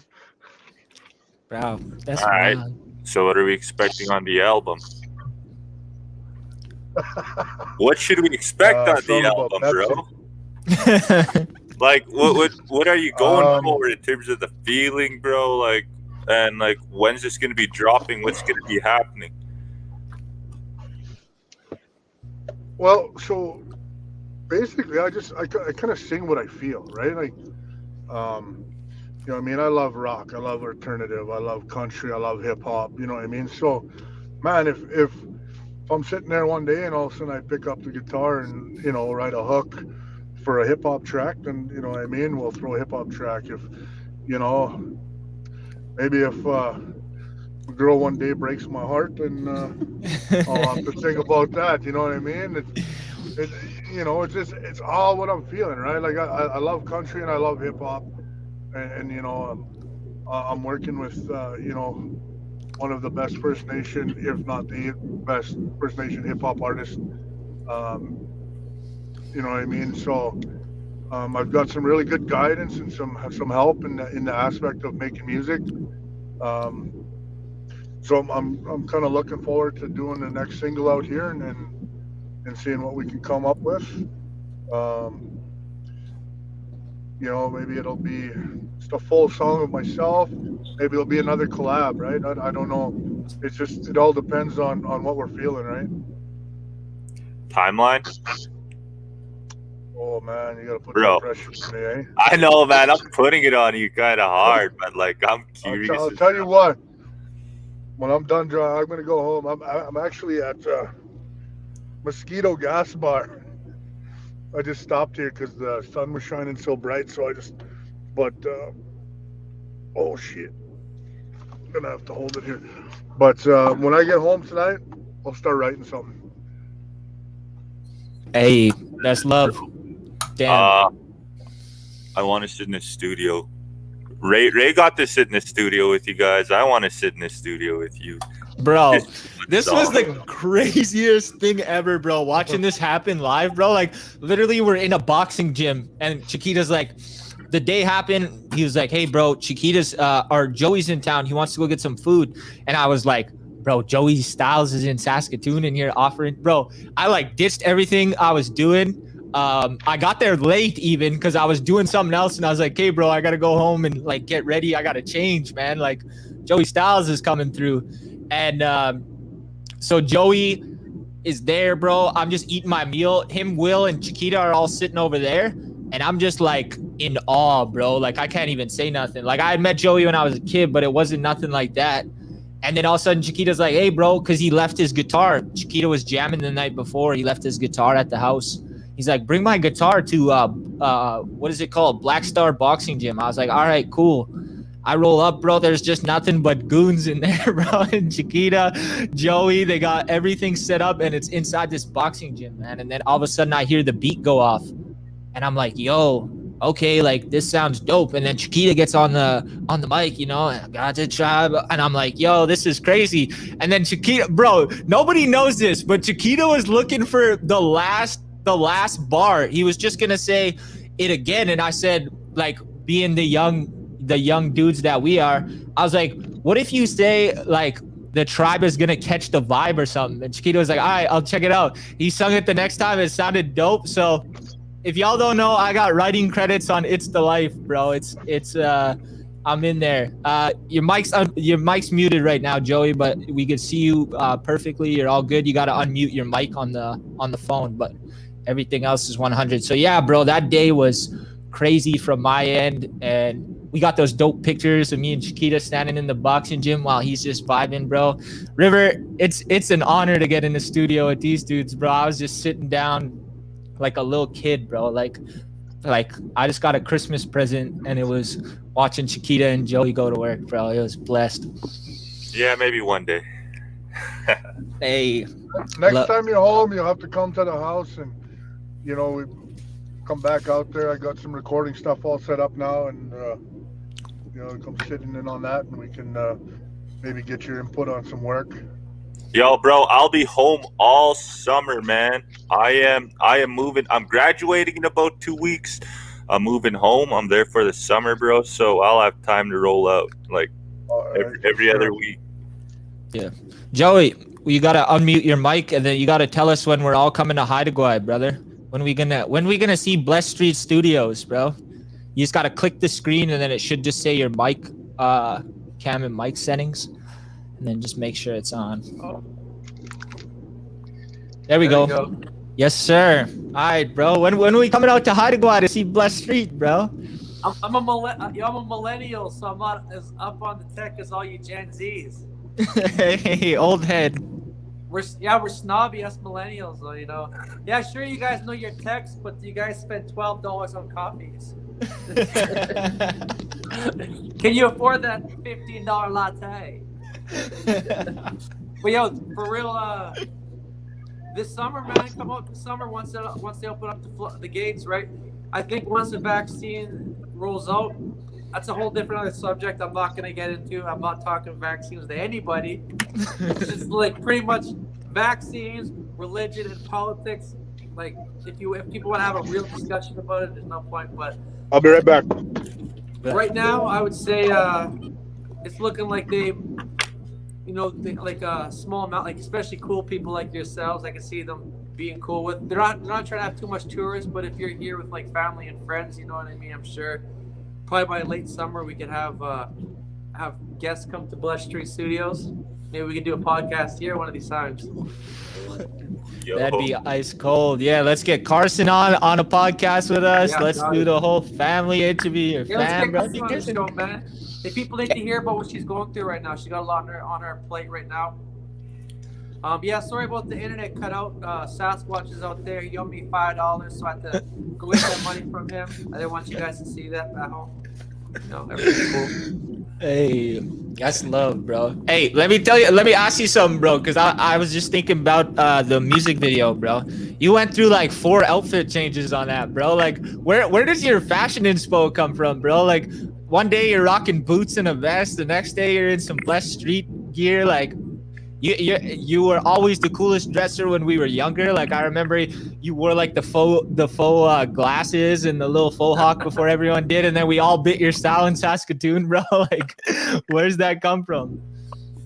I just it's getting harder and harder to like try being creative with your fashion, because now with internet, like you think you've started, like you think you've done something the first to do it, and all of a sudden like 6 months later you see someone else doing it in another part of the world. So I just try to express myself as an individual, unique individual, through like how I dress. Like I want to appear like my personality. I think we all have something different to offer, and some people, you know, they like to blend in more and like to play it safe. You know, if you just wear plain stuff, it's easier just to blend in, not have to explain yourself. But as a performer and a musician, you want to stand out. You want people to come talk to you. That's why these guys now have face tattoos, eye tattoos, ear tattoos, nose every kind of tattoos, because they want that attention right away. And then fashion is a way to like be real loud. That's why you'll see someone like Andre 3000 come out with a pair of Daisy Duke shorts with a high blouse tied up or something crazy like that.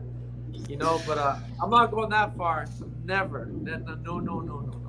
But I definitely try to like you know, let my fashions kind of speak about my individuality. I like to dress unique. I like to buy one-off pieces where you can't really just go to like Foot Locker and grab it. You know, a pair of shoes I order from online, or we have a couple of clothing stores. You know, 306 Hip Hop Shop. My boy always hooks me up with some one-off stuff because he knows I'm all about like getting the custom one pieces. And sometimes I'll just design my own stuff, get jewelry like specially designed for me. I really like just to have one-off things, man. That's something that no one else can have. Yeah, that jacket you pulled up to the night you recorded, bro. It was like a red Nike. I'll never forget this. It's like a red Nike like track jacket, and then you stitched a Stress Street bandana on the back of it, bro. That was the coldest ever. I'm trying to bite that and get a Foxing Around bandana. I'm telling you, man.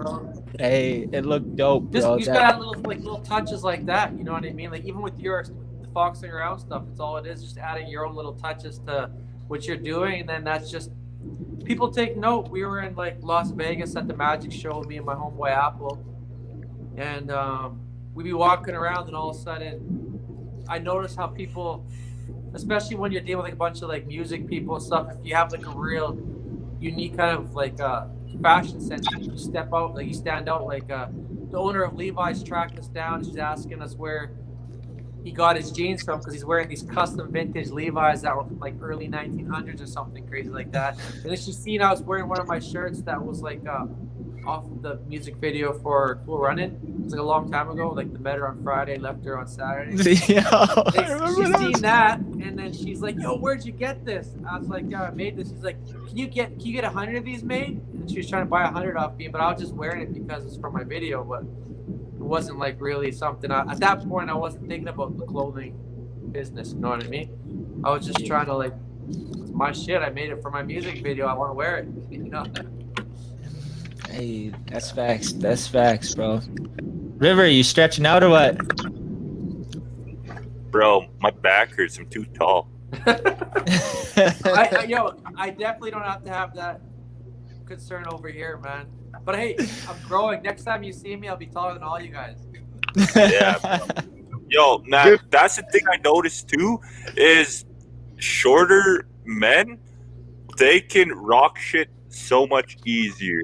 So much they look way better when they put fits together, man. Like we're tall and we're lanky and we just look weird with certain like outfits, but like average size men to like the shorter side, bro, they look fire when they throw fits together. So I'm definitely jealous of that part. The only reason why it might seem like that is because this is something like when you go to like a fashion convention or clothing convention, all the clothing that's designed is designed for like 32 jeans, medium tops. So it's like super like for the middle average kind of dude, the clothes is actually designed for. So if you're below that or you're taller than that, like then it might not match your arm length or something like that, or it might come up high on your pants or something like that because it's not made for that. It's like made for size medium. That's what clothes mostly designed for, because that's what like the demo pieces are. You know what I mean? They're usually size medium. Yeah, Chakita, man, what? How do you get your gear, bro? This is an extra question, bro. Like, how do you get your stuff? Custom made. That's great. Brother Joey always throws in a couple of 5XLs in his orders and stuff, you know. You know, Get I some got for me. it, man. A lot of big brothers. But Rib said it right, man. Everything is meant for baby gap. Right? There ain't no big boy clothing out there that makes us look good. You know what I mean? And that's another thing. You know, talking about profile and how you look. Well, when you're 6'7", 340 pounds or whatever, you know what I mean? I gotta wear a hoodie because I can't wear no V-neck sweaters or whatnot because they're all too small, right? Or track pants or jeans. So you automatically look like you're thug because all the streetwear, you know what I mean, is always bigger, right? The comfortable stuff for us big guys is always streetwear. So right away, you know what I mean?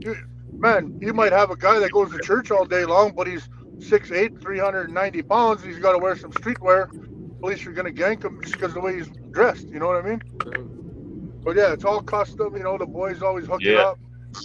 You know, I've even got a couple of 4X boxing around shirts, the old ones. We got to order some of that new stuff. We got you. We got you. We got to send one out to Joey too, man. We're slipping. That's the Yeah, go ahead, Riff. Yeah, for real. And like, if I get stuff even from my homies, denim jackets, bro. I'll just put it in like the. Hey. I've sent boxes to some homeboys and I don't see them rocking it nowhere. But like, if you actually send me stuff, I'll rock it, man, for real. Hey, bro. I'll show support. Yeah, that's love, bro. You guys look good too. That's important too. Like, you can't put something on that looks cheesy, you know. So it looks good. So I like throwing it on. It'll be cool. Yeah, those SS joints where you got the logo right on the thing. I never seen anybody do that before on the hoodie, like the arm hoodie. That's cold, bro. Like on the Star Tribe hoodie I got right now, bro. It looks ice. I just thought it's like, you know, like a lot of people have tattoos right there, right? So it just kind of reminded me of. I think we really love like our brotherhood, you know, our crew. We really, really love tattoos. It's part of our lifestyle, you know. Like you travel somewhere and you see a sick tattoo artist in Mexico or LA or wherever you are. You get something tattooed on you to memorize, to put that in your memory. Like, yo, I was here, I did this. So definitely, that's kind of like where that inspiration for those the double dollar signs on the forearms right there is, because a lot of people have tattoos right there. So a lot of my brothers have tattoos right there. Yeah. Do any of you guys know where the logo actually came from and who made it and how long ago was that? Because like since I was a kid, my older brother had the tattoo right here since I can remember, the double S, like a long, long time ago. So I don't even know the origins of it. Yeah, we have a couple real sick graffiti artists in the crew, and you know, I hired them to design them. So even like one of the guys that did one of the logos for us, his name's Ketch. He's a sick graffiti artist. He's a tattoo artist now. Another graffiti artist we hired to do this one. I'm lucky I know a lot of graffiti artists because I came up doing hip hop, and at one point I used to be in those train yards painting on trains, and so I was able to meet a lot of artists. And the thing about graffiti artists is they're really quick, because if you're doing something illegal and you only have like maybe like you want to do it as quick as you can, but you want it to be as beautiful as you can. So if you hire a graffiti artist, you know the turnaround time is going to be quick, because you know they can produce in like high speed, and they come up with it on the spot. So I like working with a lot of graffiti artists, like in everything I do actually. And even like a lot of the visual artists, like my boy McGeezy's one of the artists in Stress Street. He has street art background. Now he's like in all the big museums. Like he's in like AGO, Art Gallery of Ontario. He's in the ROM, Royal Ontario Museum. And you can see it in the style that he came up with, like graffiti. And you can see that in a lot of the stuff we do. Graffiti art background. That's dope. That's dope. Let's get into a debate, man. Let's do it real quick, man. Top 3 indigenous hip hop artists of all time, in your opinion. I'm gonna go first. I got number 1, the GOAT, Mr. Joey Stylez. Number 2,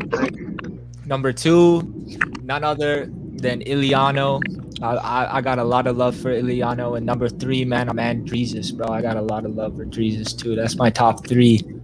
I want to hear you guys, man. Let's hear your indigenous hip hop artist. And Joey, don't be afraid to put yourself first, bro. You're the go to this thing. So, Chakita, I want to hear it, bro.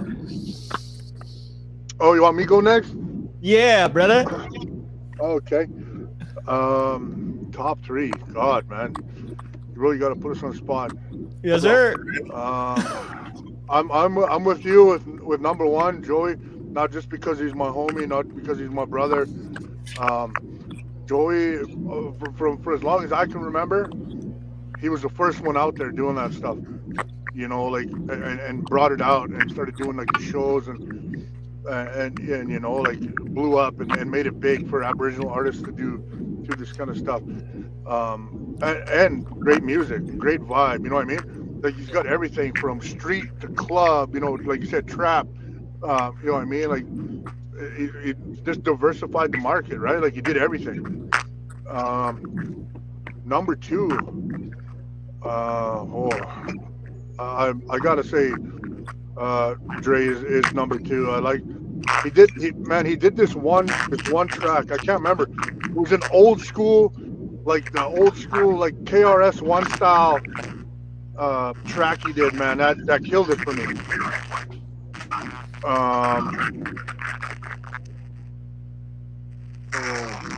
Third is tough for me. There's a lot of good artists out there. I'd have to say the whole Winnipeg's Most crew themselves. Just the whole crew themselves, man. They got their own style each, but you know what I mean? They killed it. That's love. That's love. River, you want to go next? Yeah, bro. All right. So we have Joey because we grew up on him. I grew up on Look On, We Get This, went hard, obviously. Came a Long Way, went hard. Wait a minute. Wait a minute. Little Z native? Yeah, Bro, I think he's baby. That's a category for another time. Oh, I got beat up. Time out, bro. Time out. Yo, that's iconic. Hold up a second. We got you guys again. Hey, we could hear you Sasquatch fine, just bro. came back. Damn, bro, he's janking you. Can you hear us, brother? You have to run to the bank, get my paper. Hey, there you go. Yeah, I can hear you. Can you hear us? Thank you guys so much for putting me up there. It's an honor, you know, for real, because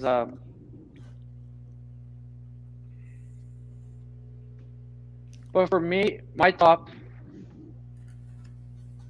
ones, who would they be? I definitely got to say my boy Paiute. Can you guys hear me right now, actually? Matter of fact. Yep. It's a little choppy, guys but hear we me? can hear you. Yeah, it's a little choppy, but you're good. Okay. So Paiute, definitely. I'd say Paiute's one of them.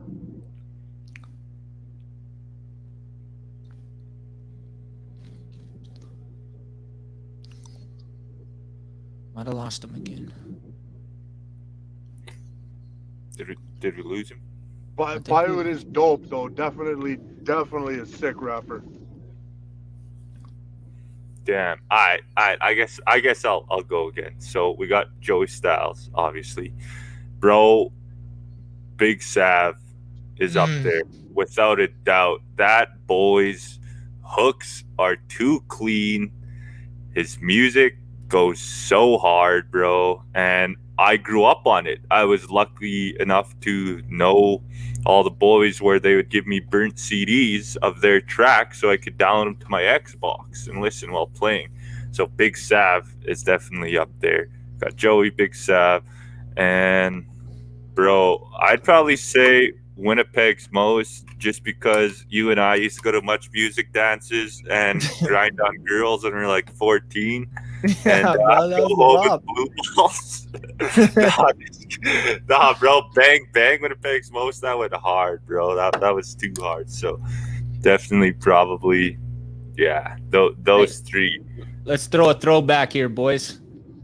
Ain't going nowhere. Gonna live this life. On my ups and my downs, I'll always be around. And I ain't gonna stop living my life. Only the strong.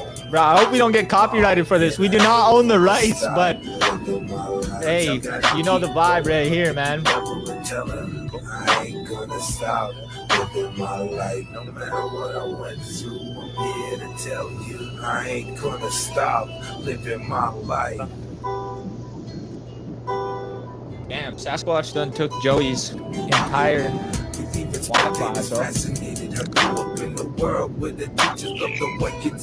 This is some real talk right here too.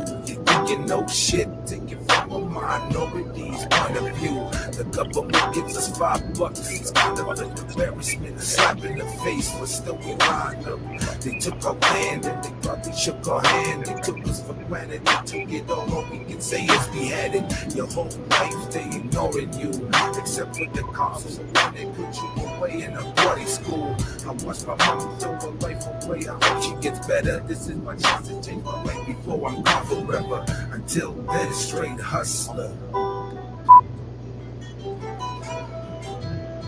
These are my ups and my downs. I'll always be around, and I ain't gonna stop living my life. Only the strong about to move on, and I ain't gonna stop living my life. I tell God I'll keep going. Look at the devil and tell him I ain't gonna stop living my life. No matter what I went through, I'm here to tell you I ain't gonna stop living my life. Yo, those were the boys, man. That's Sunset. Yeah, bro. That shit was fire, yo. damn, bro. Yeah, I hope Joey's coming back to tell us his top 3. If not, man, we might just chill out for a few more minutes and then bust it up. Chakita, Yeah, man. bro. Hold on, bro. Somebody said Twiz the Season didn't make the top 3. Well, if that motherfucker ever dropped an album or a song, bro, he should get Oh, in there. Bro, we've been waiting 8 years for that track to come out, bro. Feels a lot longer. Where you at, Twiz, bro? We can't survive on Native in the Booth, the only song on Apple Music, bro. We need an EP. We need a feature. Something, bro. You got to give us something. Yeah, bro. Hey, Treaty 6 is eating good, man. Shout out to Treaty 6 Apparel, man. Go cop if you haven't yet. We got a lot of love for Twiz, but we're waiting on an album, bro. We're waiting on some music, man. Chakita been done jumped the line. A lot of these indigenous rappers, music artists, man. He's leveling up. He's saying, "I'm here. I'm ready to eat, man." I love that, brother, and I'm excited for everything you got coming on, man. That sound is something from the streets, but it's also like from the country, bro. It's weird, man. Like I feel like I'm in like Atlanta, Georgia or something, you know, like the ghetto, but down south at the same time, bro. It's a sound. For me, it's like I try and put the feel into it, right? Like how I feel. Just like that one video when Buddy's trying to teach the other buddy there how to powwow sing, and he says, "You gotta cry," and he shoves the drumstick in his mouth. You gotta feel it. But hey, shout out to Tito. the Twiz as well and Treaty 6. You know, they make the big boy clothing as well. Hey, look them up. Hey, that's all love, man. Let's keep it. You know what I was thinking, bro? I was like, why don't we like step away from buying Crooks and Castles and Diamond and Champion by itself or whatever and start buying all indigenous hoodies? You know, we have so many out there. We got Smudge the Blades, we got Okimau, we got Treaty 6, we got Foxing Around, we got Stress Street, we got, you know, Osa Rowan and her joints, man. Everybody is putting out dope indigenous merch. It's like everyone should be copping that exclusively. Let's put our money into indigenous owned businesses. Shout out Dakota Bear, shout out Decolonial Clothing. There's so many off the top that I can think about that are out there just making First crazy. Citizen. Yeah, First Citizen. Who We else? got Section 35, bro. No, Section's legit for sure. Section Smudge the Blades. They make some big boy clothing as well. Shout out Harlan Kingfisher. And the only thing is it's not as easy accessible for some of our people out there, right? Like you know, every little city or in every little town, you go right next door and there's one of those little mom and pop shops with Crooks and Castles, you know what I mean? And but we definitely do need to start supporting our indigenous clothing companies and not just clothing companies, everybody. You know what I mean? Everybody that's doing something out there, you know, whether it be, whether it be people that are you know, making houses or plumbers or whatever, hire them. You know what I mean? Like get them out there. You know, it's like you know, I grew up thinking if I eat, my brothers eat. You know what I mean? If I'm out there and I need my deck built, well, homie builds decks. I've known him for years. You know, there might be another guy out there that builds decks that's, you know, cheaper than my homie, but you know what? That's my homie. I'm going to support my homie. And that's the way it is, right? Like that's the way we got to be. It's not all about saving a dollar. You know what I mean? And once we start supporting our people, once they start making that money and putting their names out there, then guaranteed you they'll start lowering their prices or matching everything else, right? We have to support all our people in everything they do. Word. I just saw a meme like that too. It was like, you know, if my homie sells cars, that's where I'm buying my car. If my homie sells merch, if whatever they're doing out there and they're your homie, man, don't try to cut them on their prices. Don't try to go somewhere cheaper. Support the people that support you, man. It's really important to do that. And I think that comes full circle when you're doing good things and you're looking for support. People will have your back too. That's really important, bro. Great message to have, man. I'm seeing if Joey's gonna jump. Hold up. Yeah, It's not Joey, always about the bro price. That's it. Yeah, yeah. If in all honesty, if you're a true brother, you're not gonna do that to your homie. You know what I mean? You're not gonna take money off of your homie's plate because you want a deal. You know what? And most of the time, you know, it's bro, hook me up. You know what I mean? I'll send you some cash.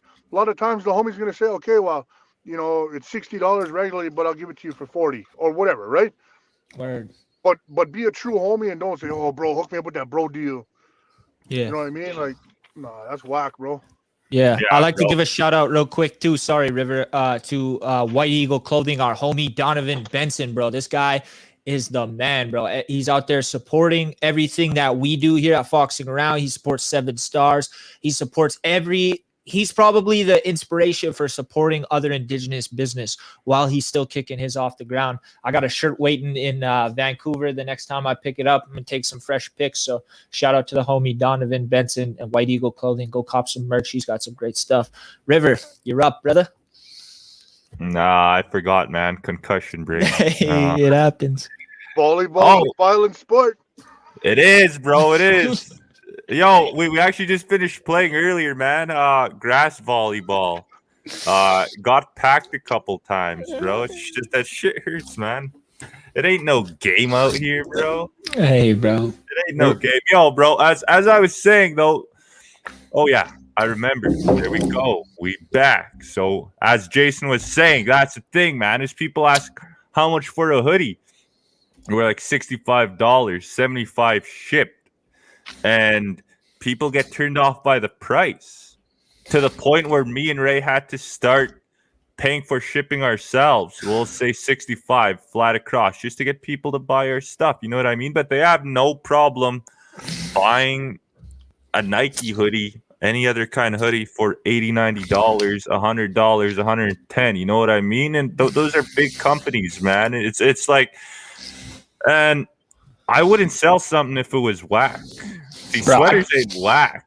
These sweaters ain't whack. You know what I mean? This is like $65 for an embroidered, high quality champion hoodie, man. By all means, why not? You know what I mean? So I definitely know what you mean by it is hard to get those sales, especially as an Indigenous person, or having your own clothing line, especially when people want all the hookups. It's tough.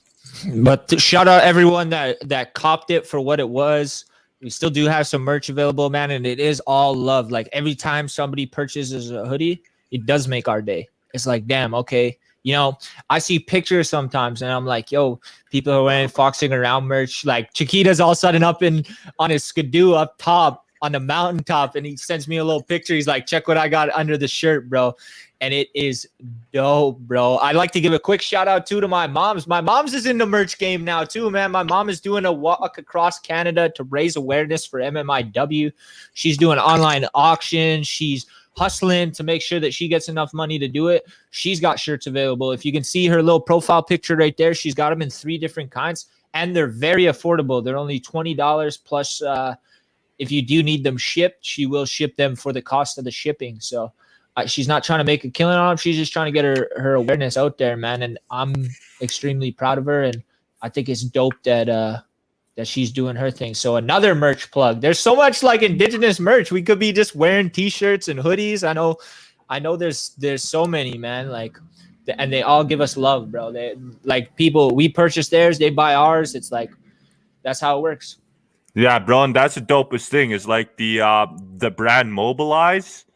From Edmonton, man, they're gonna be getting sold on I think Zoomies earlier this year, and they had a collab with Lululemon, bro. Like that is some dope shit. Indigenous fashion is definitely on the rise, and that's the thing. Like with that fashion, it's Indigenous oriented. A lot of people say that, oh, if you create an Indigenous oriented stuff, then it's only going to be towards Indigenous. You're never going to make to mainstream. But Mobilize proved that wrong. They proved the people wrong with what they're doing with their clothing to get a Lululemon collab to be sold in a major store.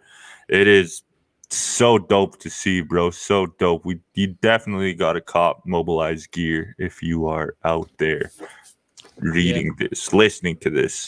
Yeah, I'm waiting for Jay to all get us some blacked out dress shirts with like a little Chakita patch on them or something, and then we can all look. Bro, I swear to God, man, I'm gonna pull this up real fast. Y'all know. If y'all didn't know what I was talking about earlier, wait, I'm gonna show you. Hold up. This is exactly how Jay looks in the in that video, bro. Hold up. I will get us going here, bro. Right here. Wait. Pull it up here. Tell me that doesn't look exactly like Jay. If you watched the movie The Tax Collector before, Shia LaBeouf is like the man in there, bro. Like, he was like, I heard you're the devil. He's like, I might be. I'm like, damn, bro. That's an outlaw right there in the flesh, bro. That look was crazy, bro. So you ever want to do merch, or like you ever got any ideas, or you more just like 101 fashion? No, man, I like a little bit of everything. You know what I mean? You know, I like whatever fits. You know, but no, man, I've got cowboy boots, a cowboy hat. You know, I've got Wranglers or jeans, whatever. I've got suits, designer suits, custom made suits, tailored. You know what I mean? I've got hoodies. I've got hoodies, man. I've probably got about 60 hoodies right now. You know, I jumped on that train there with all the Carhartt toques and stuff. You know, Yo, it's guilty. just yeah, it's just whatever I'm feeling, right? But I've actually really thought about getting some merch going. Um, but the only thing I know is street, right? So it's going to be street. You know what I mean? And then maybe we can get somebody out there to, make diversify, help me out, make it a little bigger. I definitely know a lot of people that make clothing, that could, put the designs. I've got designers, artists that could do me up designs. You know what I mean?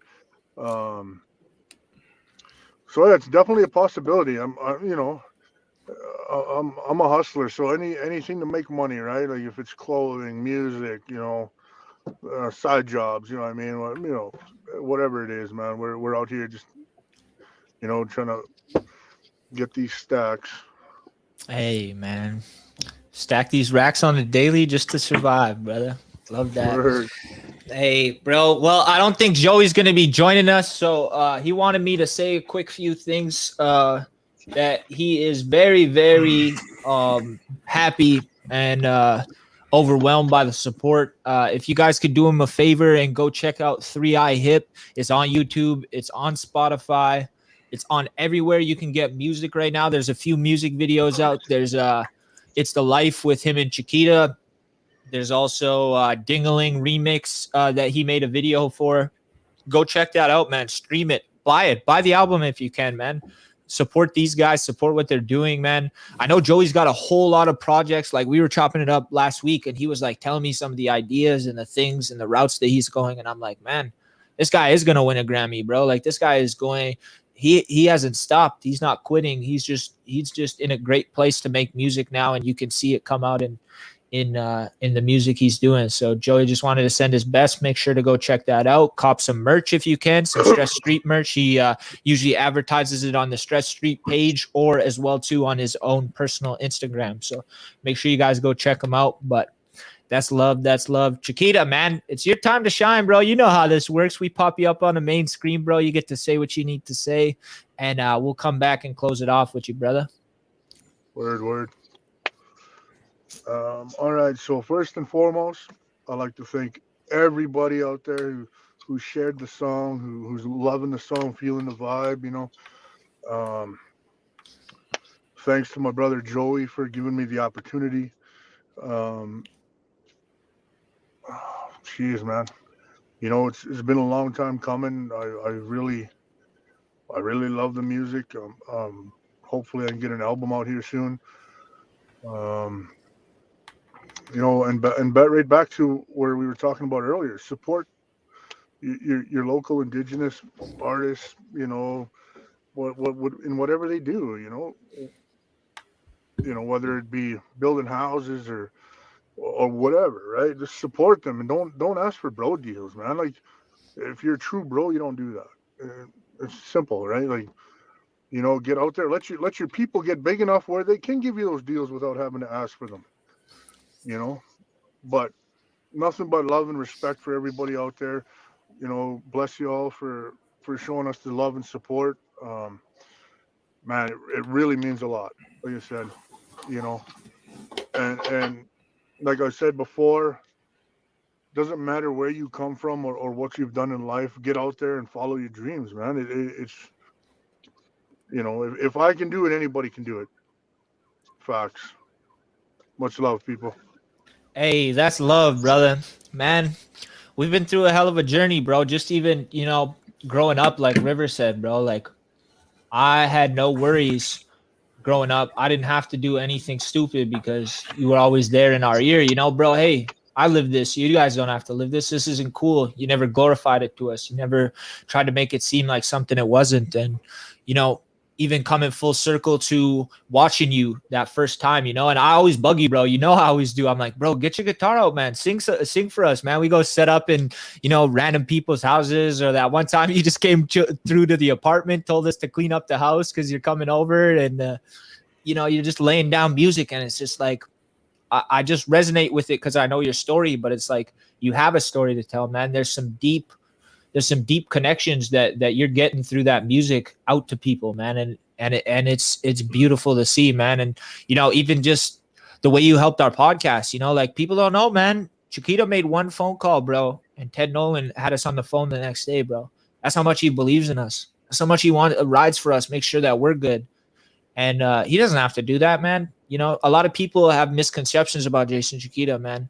He is the nicest, most selfless human being I've ever met in my life, and it's an honor to be your little brother, man. And I got nothing but love for you, brother. Thank you so much for doing what you do, bro. River, sing his praises.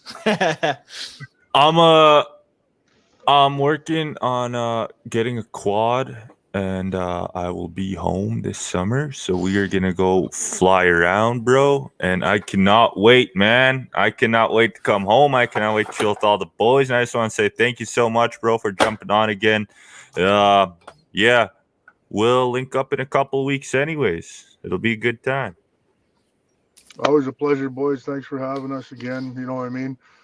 Much love for putting us out there to all your followers, and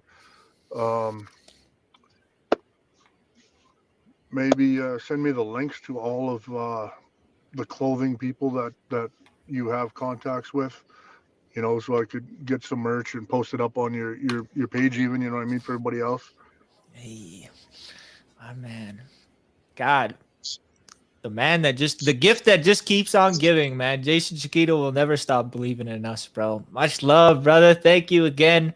We'll see you very soon, man. We'll probably get on a call pretty soon anyway. So thank you, brother. Sure. Much love. Boys, love you. Hey, love you, dude.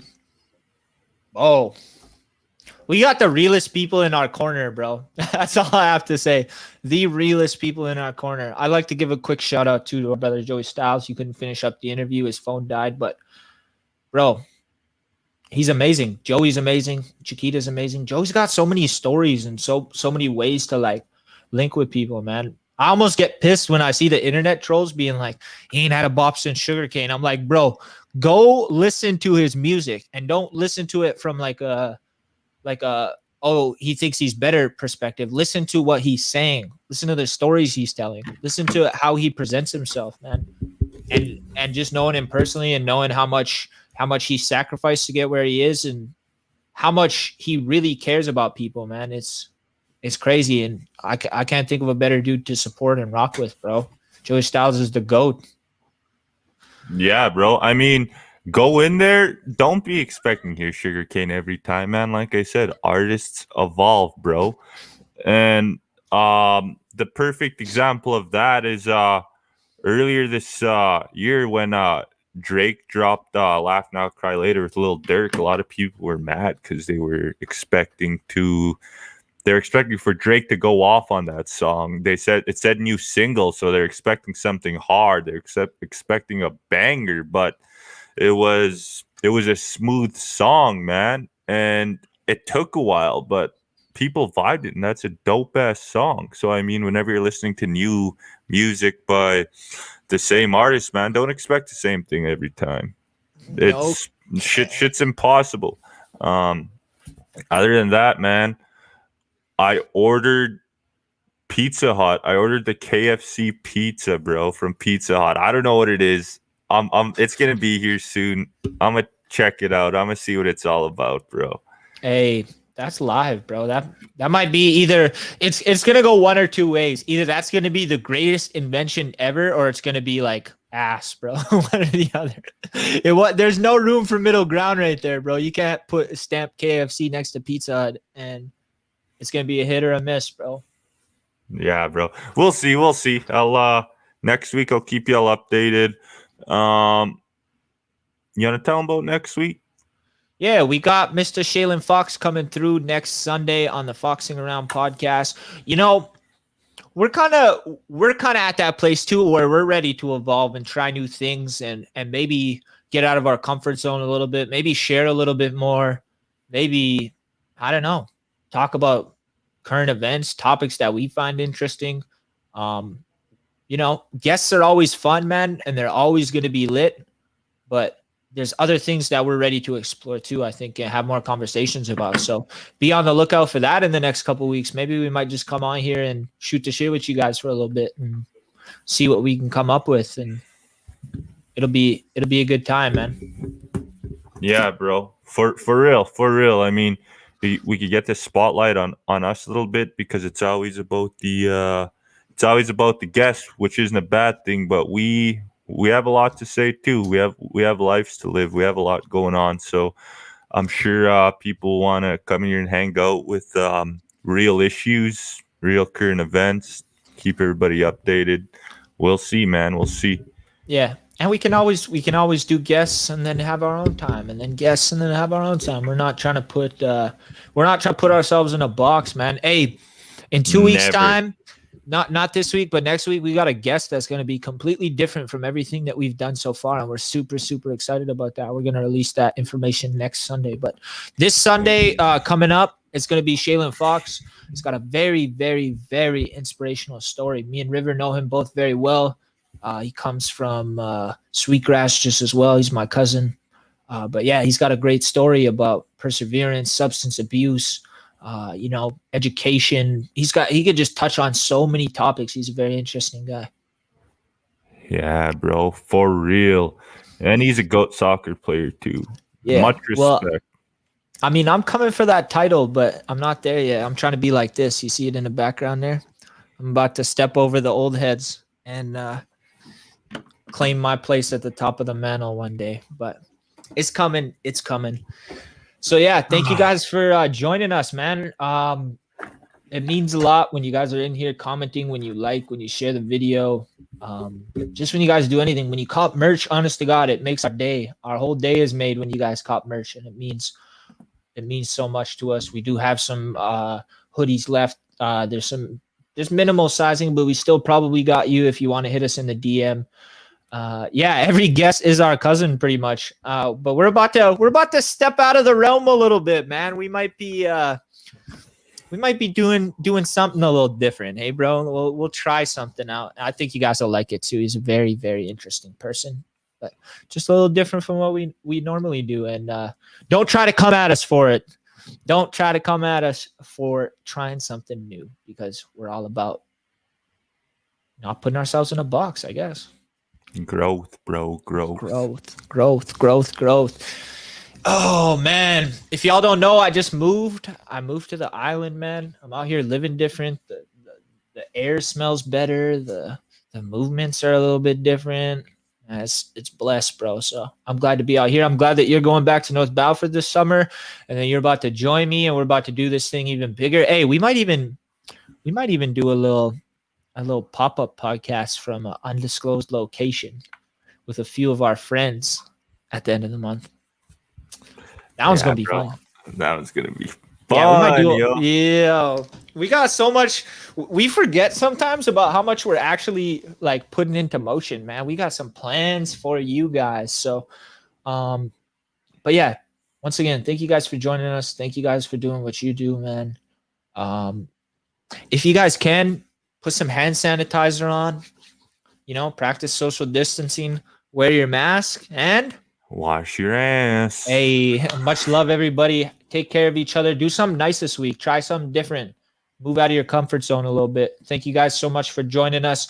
We'll see you guys again. Hi. Much love. Peace.